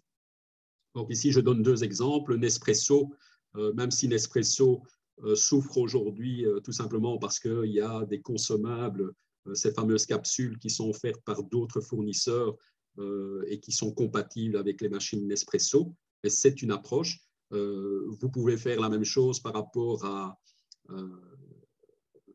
une imprimante. On sait bien que les imprimantes aujourd'hui multifonctions coûtent quasi rien. Mais par contre, les consommables, en particulier les cartouches, coûtent une fortune. Donc, c'est une manière également de fidéliser le client au travers ce type de business model. L'autre élément que l'on voit régulièrement, c'est coupler l'équipement à la maintenance. Donc, je parlais de société de sécurité tout à l'heure. On peut très bien se dire, vous installez nos alarmes et on signe immédiatement un contrat de maintenance, idéalement pluriannuel, qui va s'assurer du passage de notre technicien 1 fois par an pour s'assurer du bon fonctionnement du matériel. Les abonnements avec des reconditions tacites, je crois qu'on a tous été confrontés à ça. Brusquement, on se voit débiter sur notre compte d'un certain montant, on se dit mais c'est quoi ce truc? Et puis on se rend compte qu'effectivement, on n'a pas résilié le contrat et qu'il y avait une clause de reconduction tacite. Donc, c'est un moyen également d'assurer la récurrence des revenus. Les licences, on le voit en informatique, c'est c'est quelque chose qui est utilisé très fortement. Et puis, voilà, les abonnements, moi, je l'ai mis 2 fois apparemment. Donc, essayez de favoriser un business model qui vous assure cette récurrence. Et je ne suis pas occupé à dire que ça se fait, que c'est automatique. Il y a du travail, bien entendu, mais essayez d'offrir quelque chose qui va être aussi, encore une fois, si vous avez un client captif, c'est que chacun y trouve son compte.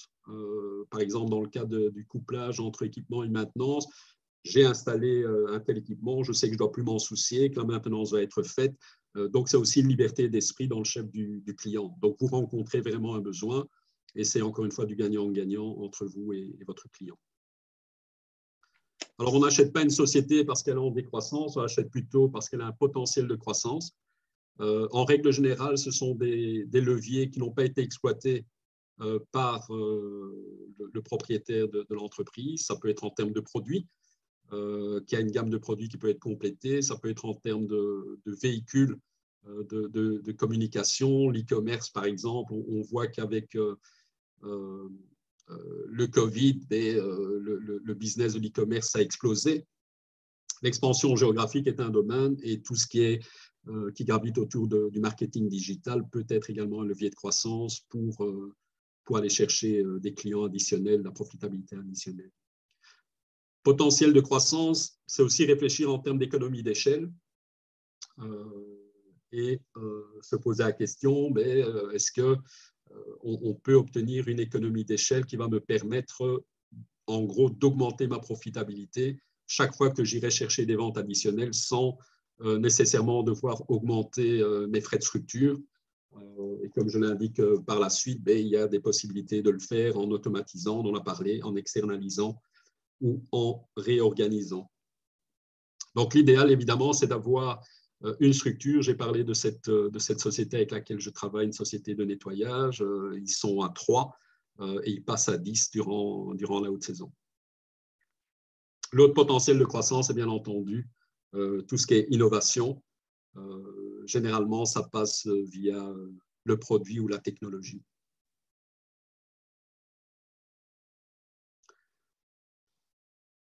J'ai évoqué le risque et que plus le risque était élevé, mais moins la société allait avoir de valeur. Alors, le risque souvent le plus élevé dans une TPE, c'est l'importance du dirigeant. Et donc, l'importance du dirigeant, si il est omniprésent, qu'il est le point de contact pour les clients, les fournisseurs, voilà, c'est lui en gros qui est le cœur de l'entreprise. Et le danger, c'est qu'une fois que la société se sépare de son dirigeant, sa valeur chute de manière considérable. On sait également que dans l'entreprise, il y a un lien qui s'est créé entre les dirigeants et ses employés. Et donc, s'il doit y arriver quelque chose à ce dirigeant, les employés risquent de se démobiliser éventuellement. Et donc, une entreprise sans employés motivés, qualifiés, compétents, etc., la valeur de l'entreprise va également avoir un impact négatif. On a la même chose par rapport à l'indépendance ou la dépendance de l'entreprise par rapport à ses partenaires. Alors, les partenaires, c'est principalement les clients, les fournisseurs. Je parlais d'employés tout à l'heure. Ces éléments-là doivent être également pris en considération. Donc, si dans votre entreprise, vous n'avez que 2-3 clients, vous devez vous assurer d'avoir des contrats solides pour pérenniser cette entreprise. En règle générale, lorsqu'on a un client qui représente plus de 15%, il faut commencer à prendre des mesures de diversification éventuelles. Dans la mesure du possible, encore une fois, ce n'est pas nécessairement possible. Hein. Des fois, vous avez une concentration tellement importante. Je vais prendre la téléphonie. En Belgique, si vous avez besoin d'un téléphone ou plutôt d'un service téléphonique, Internet, en gros, vous allez vous retourner vers les Proximus de ce monde, vers les Base, vers Orange, qui sont les acteurs principaux. Vous allez peut-être avoir des acteurs alternatifs qui ne possèdent pas de ligne en direct, mais qui qui achètent des lignes à des Proximus et autres, donc les Vikings et autres, pour lesquels on peut faire de la publicité, genre Scarlett, ce sont ne possèdent pas leur propre réseau, mais ils rachètent des capacités à ces sociétés de télécommunications. Donc la même chose en termes de fournisseurs, mais quelquefois il y a une concentration. Je parlais du rapport de force, lorsque j'ai évoqué les 5 forces justement, rapport de force entre le fournisseur et vous-même, mais encore une fois, il est important de diversifier, de s'assurer que vous n'avez pas un fournisseur omniprésent qui, pour une raison ou pour une autre, s'il tombe en rade ou s'il n'a plus envie de travailler avec vous ou s'il augmente les prix, que vous ayez d'autres options.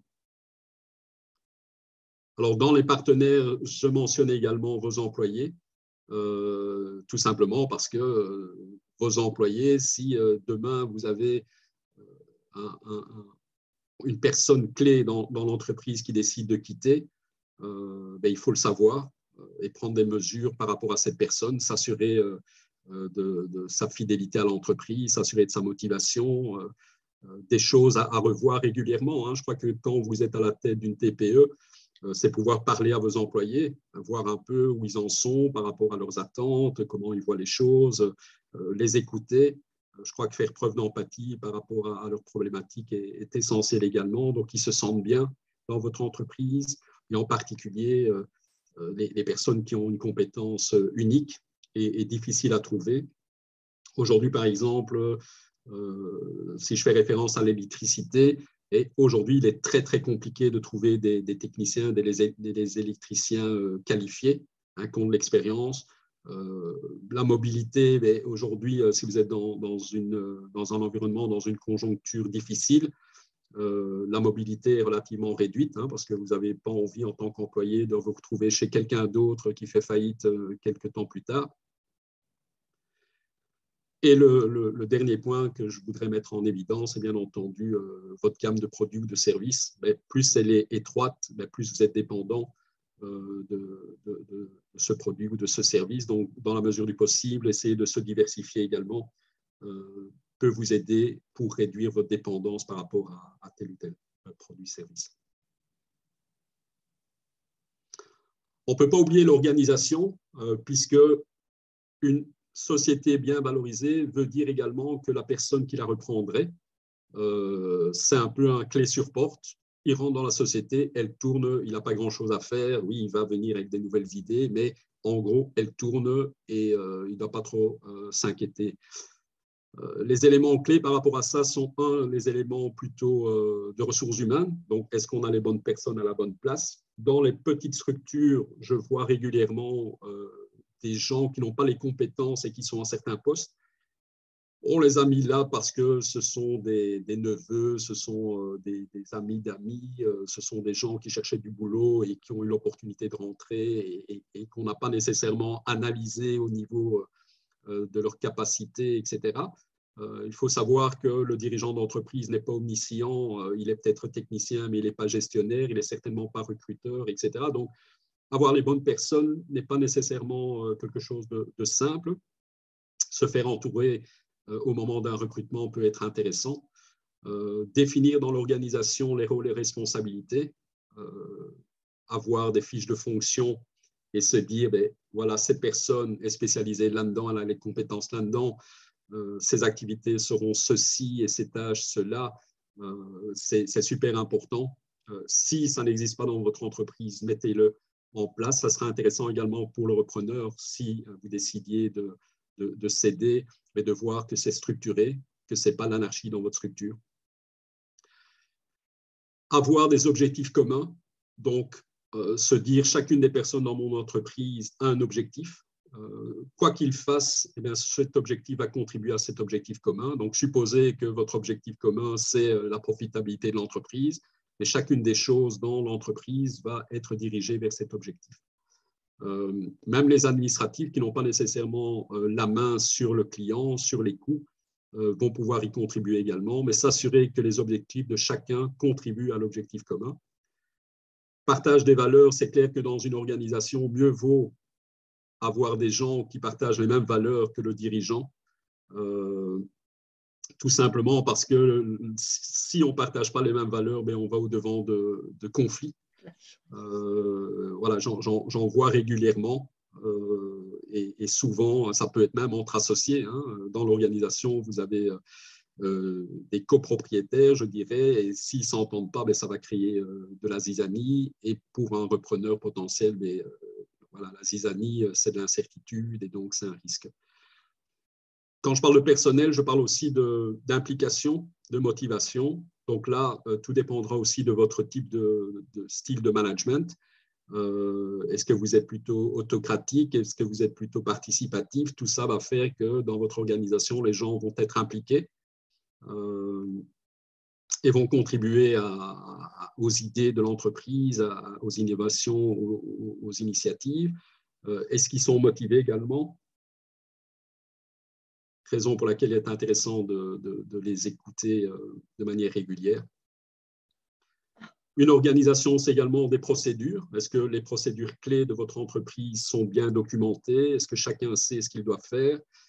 Est-ce que vous avez des outils qui sont à jour? Hein? Ça peut être des outils industriels. Hein? Si vous avez une organisation dans laquelle votre outil de production est défaillant, vieillot, mais ça voudra dire que des investissements importants seront à consentir par ailleurs. Et donc, cet argent-là ne viendra pas dans votre poche et viendra dévaloriser un peu votre entreprise. En termes d'outils, ben, on parle également d'outils informatiques. Est-ce que vous avez les outils nécessaires en termes de gestion, en termes de devis, en termes de suivi en règle générale?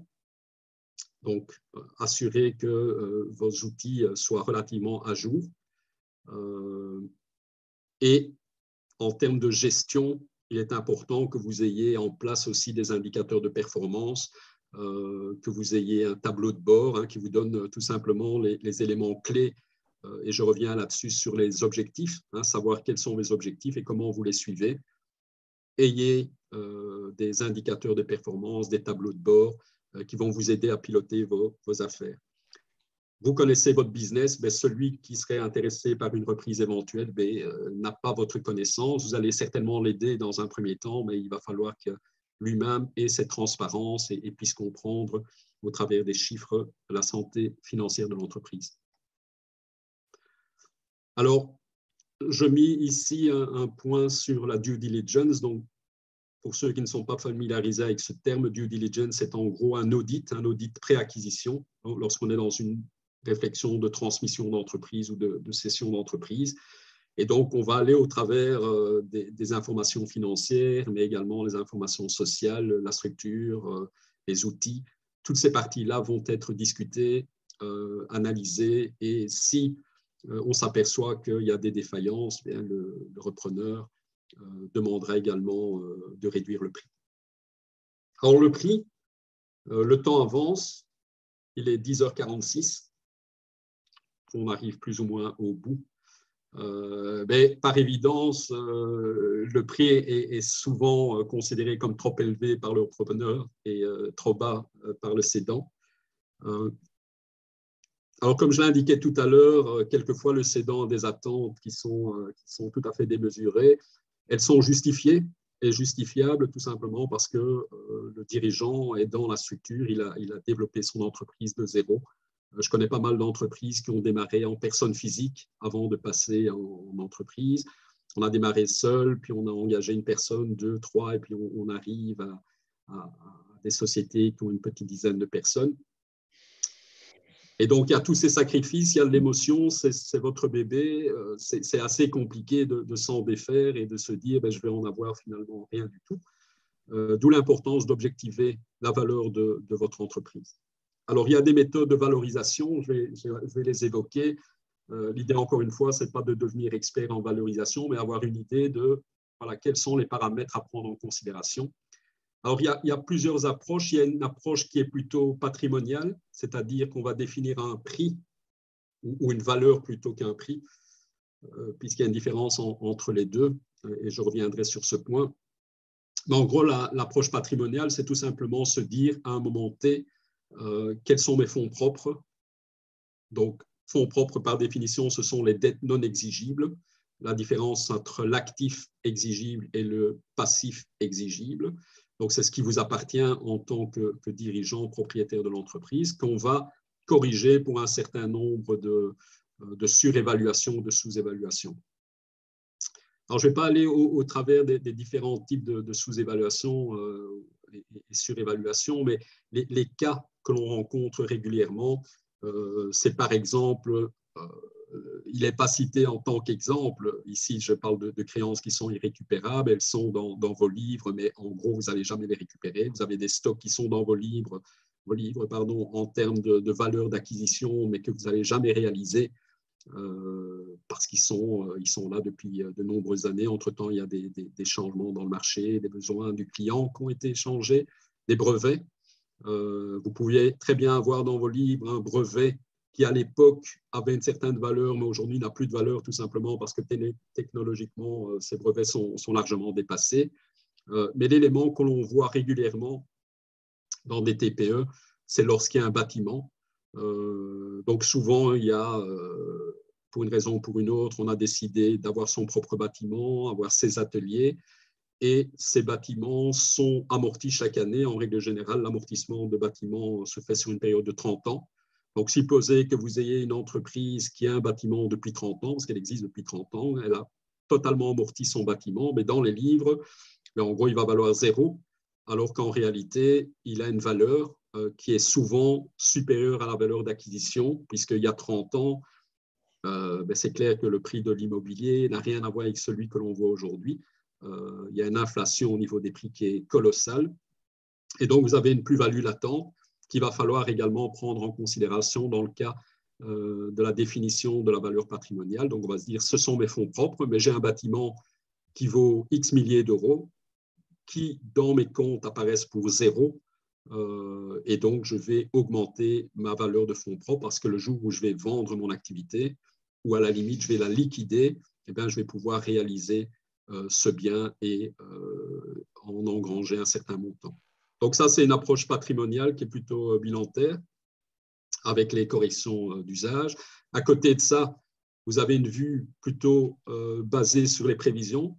Donc tout à l'heure, lorsque j'ai parlé des rendements, des aspects financiers, j'ai parlé également des perspectives, du futur de l'entreprise, de la prévisibilité des capacités de trésorerie, de génération de trésorerie future. Là, ce que l'on va faire, on va tout simplement analyser c'est quoi le bénéfice que l'on va réaliser dans les années à venir.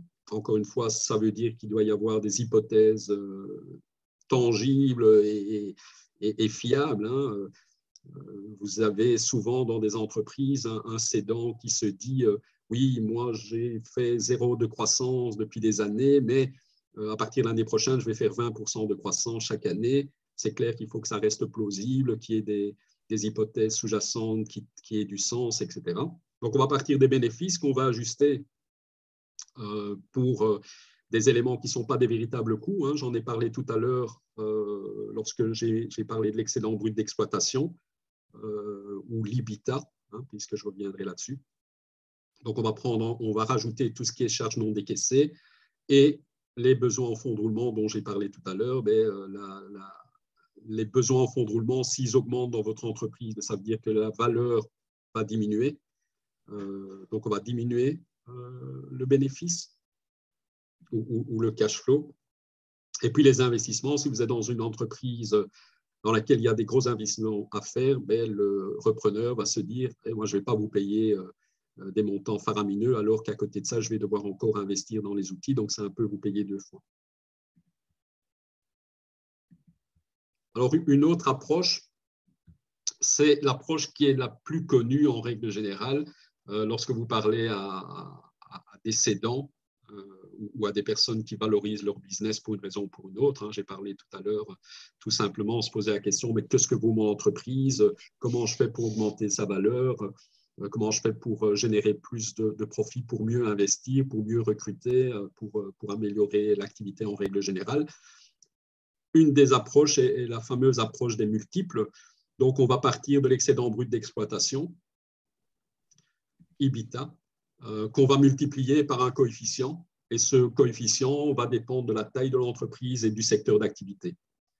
Alors, en règle générale, c'est sur l'EBITDA, ou l'excédent brut d'exploitation. On peut utiliser d'autres paramètres du genre chiffre d'affaires, mais c'est beaucoup moins précis, hein, puisque le chiffre d'affaires, par définition, il est 15-20 fois supérieur à votre profit. Donc, quand vous vous trompez, vous augmentez de 10 à 15-20 fois l'impact.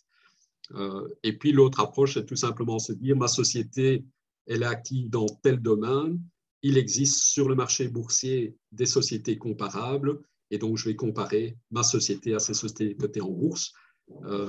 C'est bien entendu une approche qui est compliquée parce qu'il est rare qu'une TPE ait une activité exactement identique à une société cotée en bourse, mais c'est possible, hein, parce qu'aujourd'hui, sur le marché, il y a également des marchés faits pour les PME, marché boursier fait pour les PME, donc il y a une possibilité. Alors, en règle générale, dans un cas pareil, on va prendre le comparable, on va regarder ce que ça vaut en règle générale, et on va se dire, dans la mesure où ma TPE n'est pas cotée en bourse, ça veut dire que je ne peux pas vendre mes actions au tout venant. Donc, d'office, il y a une décote qui va être appliquée d'illiquidité. Donc, ça veut dire que mes actions, je ne peux pas les vendre et récupérer mon argent immédiatement, contrairement à la bourse. Et on prendrait une décote qui est en général entre 20 et 30%. Donc, pour vous donner une petite idée.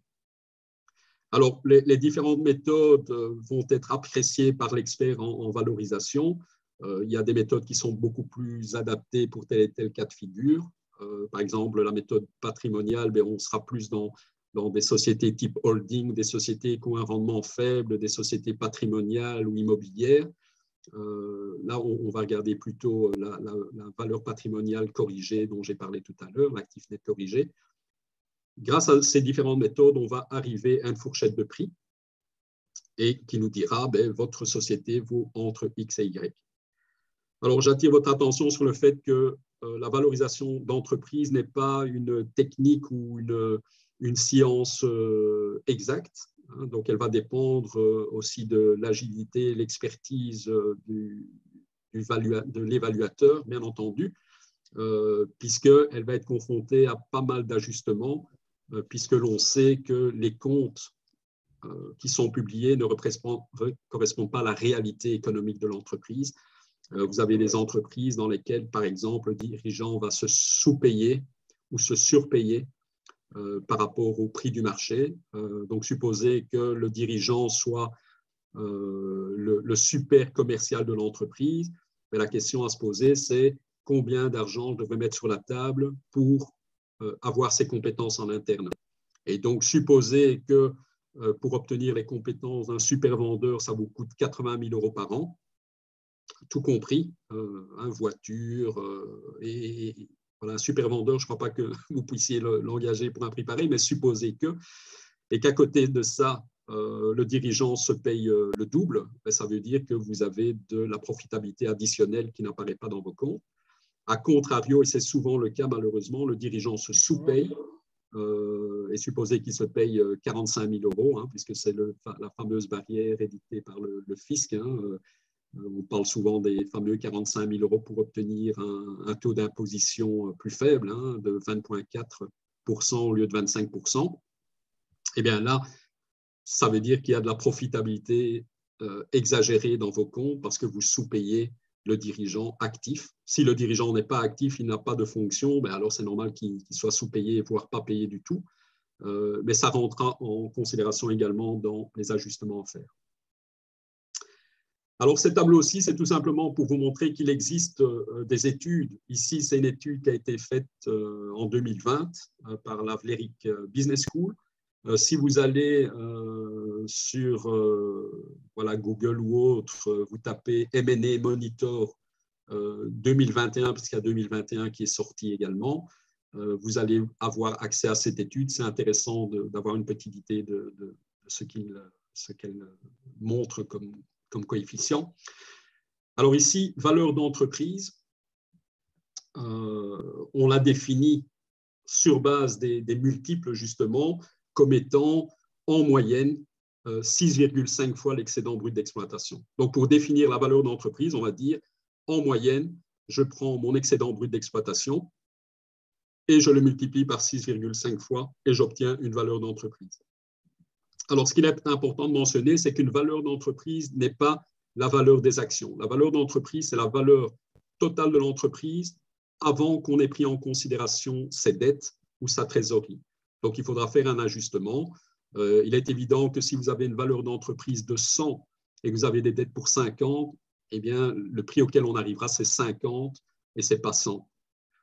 Si, à contrario, la valeur d'entreprise est de 100 et que vous avez de la trésorerie pour 50, le prix des actions, c'est 150. D'accord? Donc, il va falloir ajuster pour connaître le prix de vos actions en fonction de la trésorerie, soit positive, soit négative. Vous voyez dans ce tableau également qu'en fonction de la taille, les multiples seront plus ou moins élevés. On s'aperçoit dans ce tableau aussi que les deals, les sociétés qui sont valorisées en dessous d'1 million, eh bien, on est plutôt sur des coefficients de 5 et que les deals ou les sociétés qui ont une valorisation supérieure à 100 millions, on est plutôt à 12. Maintenant, c'est clair que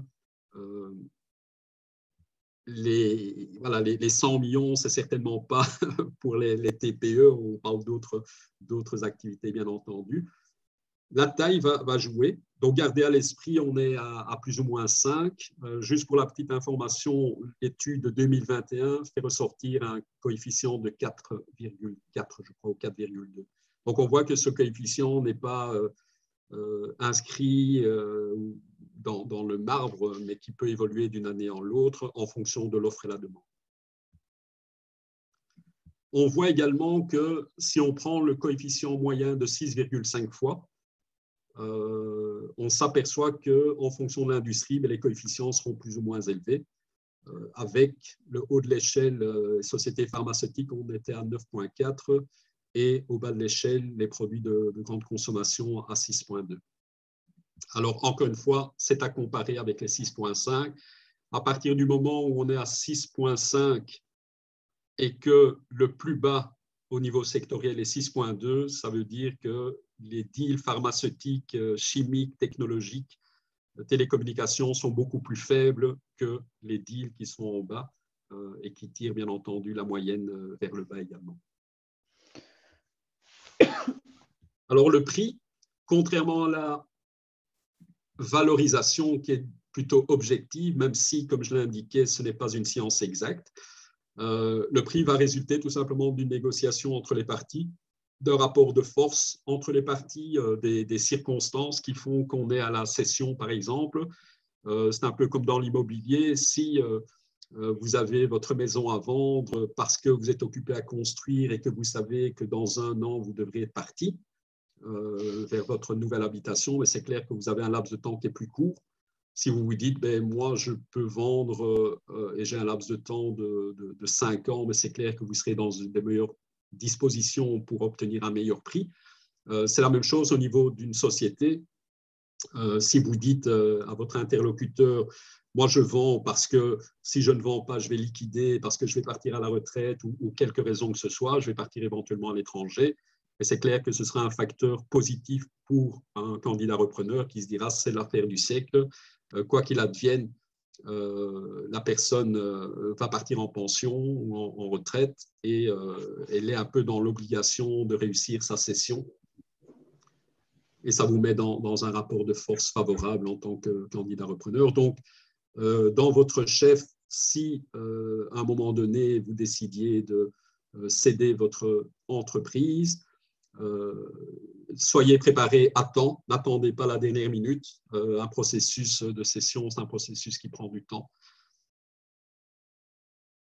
Quand on parle de prix, on ne parle pas uniquement que du prix en tant que tel, le montant du chèque, mais c'est aussi comprendre les modalités de paiement que vous allez pouvoir modaliser tout simplement en proposant par exemple un prix et en disant à votre interlocuteur ce prix-là sera payé en X mensualités ou je vous fais un crédit pour un certain montant.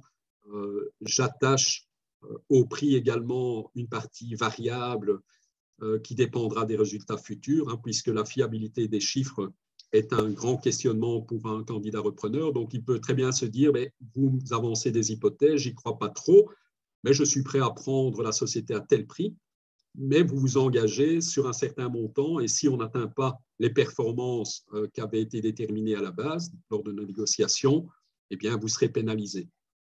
Donc, il n'est pas normal que lorsqu'on définisse un prix, on dise, voilà, j'achète à 100, mais il y a 20 qui seront payés uniquement sur base des performances de l'entreprise. Si on n'atteint pas, vous perdez les 20.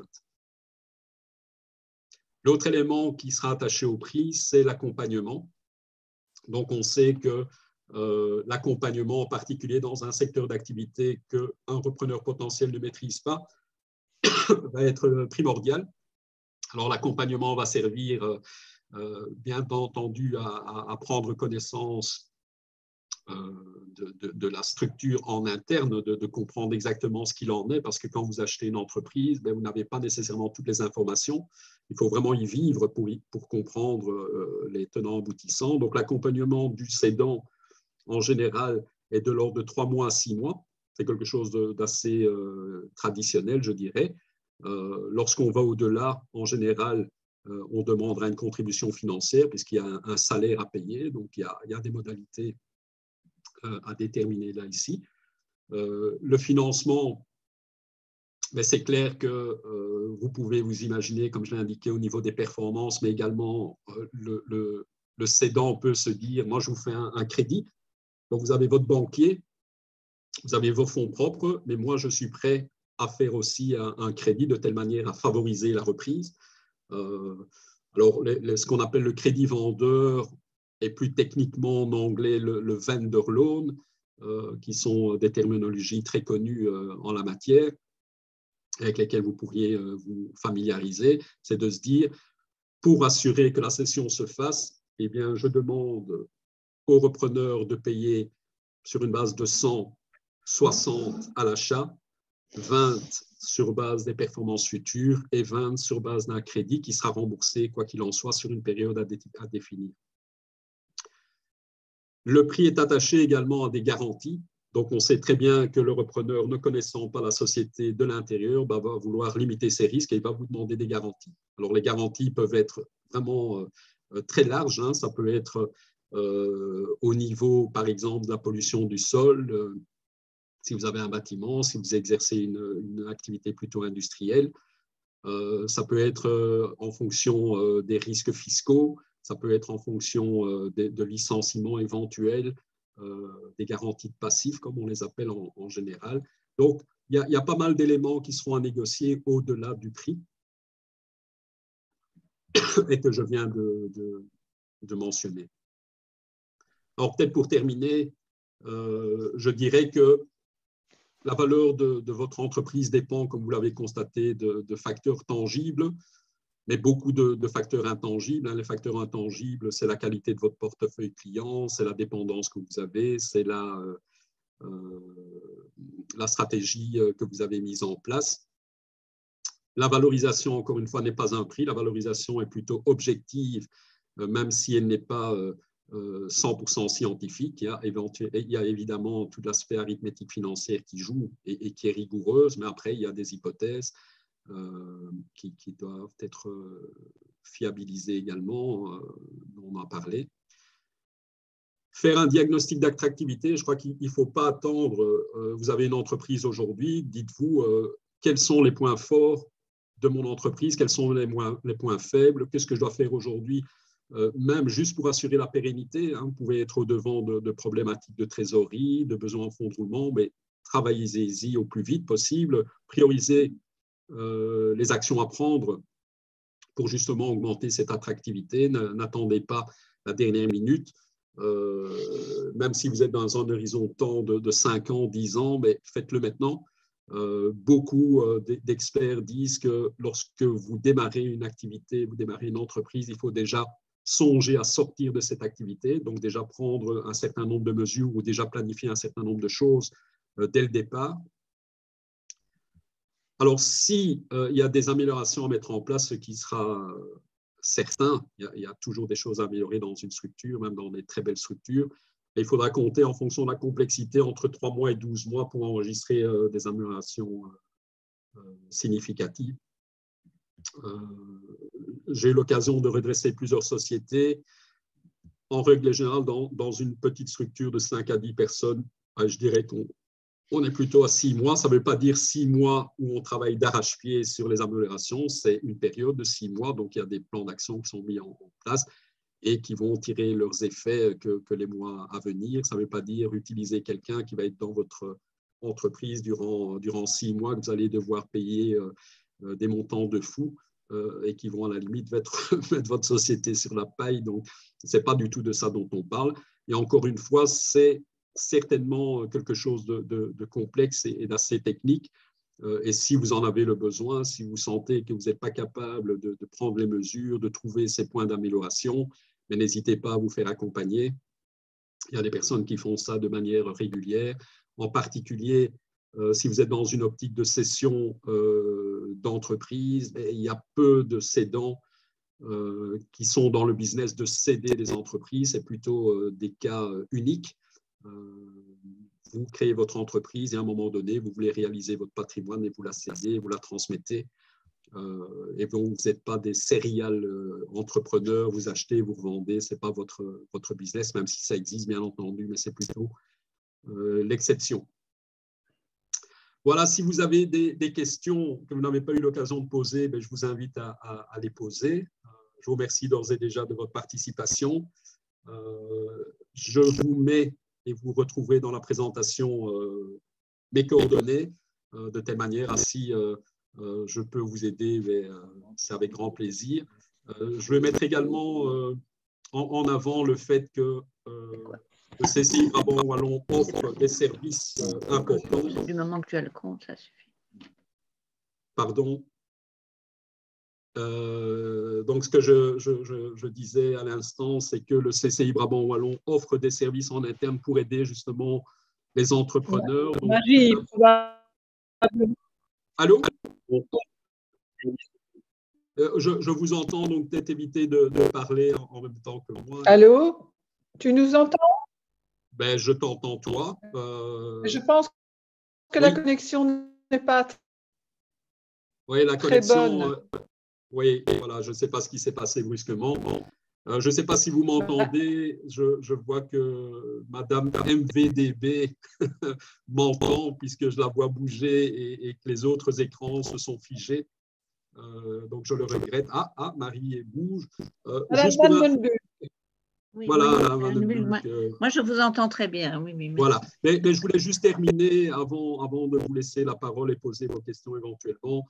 C'est juste mettre à l'honneur quand même les services importants rendus par le CCI Brabant Wallon, qui aide également les TPE, les entrepreneurs, en particulier en cas de difficulté. Je crois que Marie Dralance est une personne de contact super importante que je vous invite à contacter pour vos questionnements. Elle vous redirigera s'il y a lieu de rediriger. Il y a pas mal de programmes qui sont aujourd'hui organisés et soutenus par la région wallonne. Ce que je n'ai pas indiqué également, c'est que la région wallonne offre un certain nombre de subventions, les fameux chèques entreprises qui vous aident à faire des diagnostics à moindre coût, avec des contributions de la région wallonne qui vont de 50% à 80%, même je crois dans les cas de start-up que ça peut monter jusqu'à 90%. Donc, il y a des aides. Je crois que si vous parlez à Marie Dralance, elle va certainement pouvoir les évoquer avec vous de manière précise et sous le sceau de la confidentialité, bien entendu.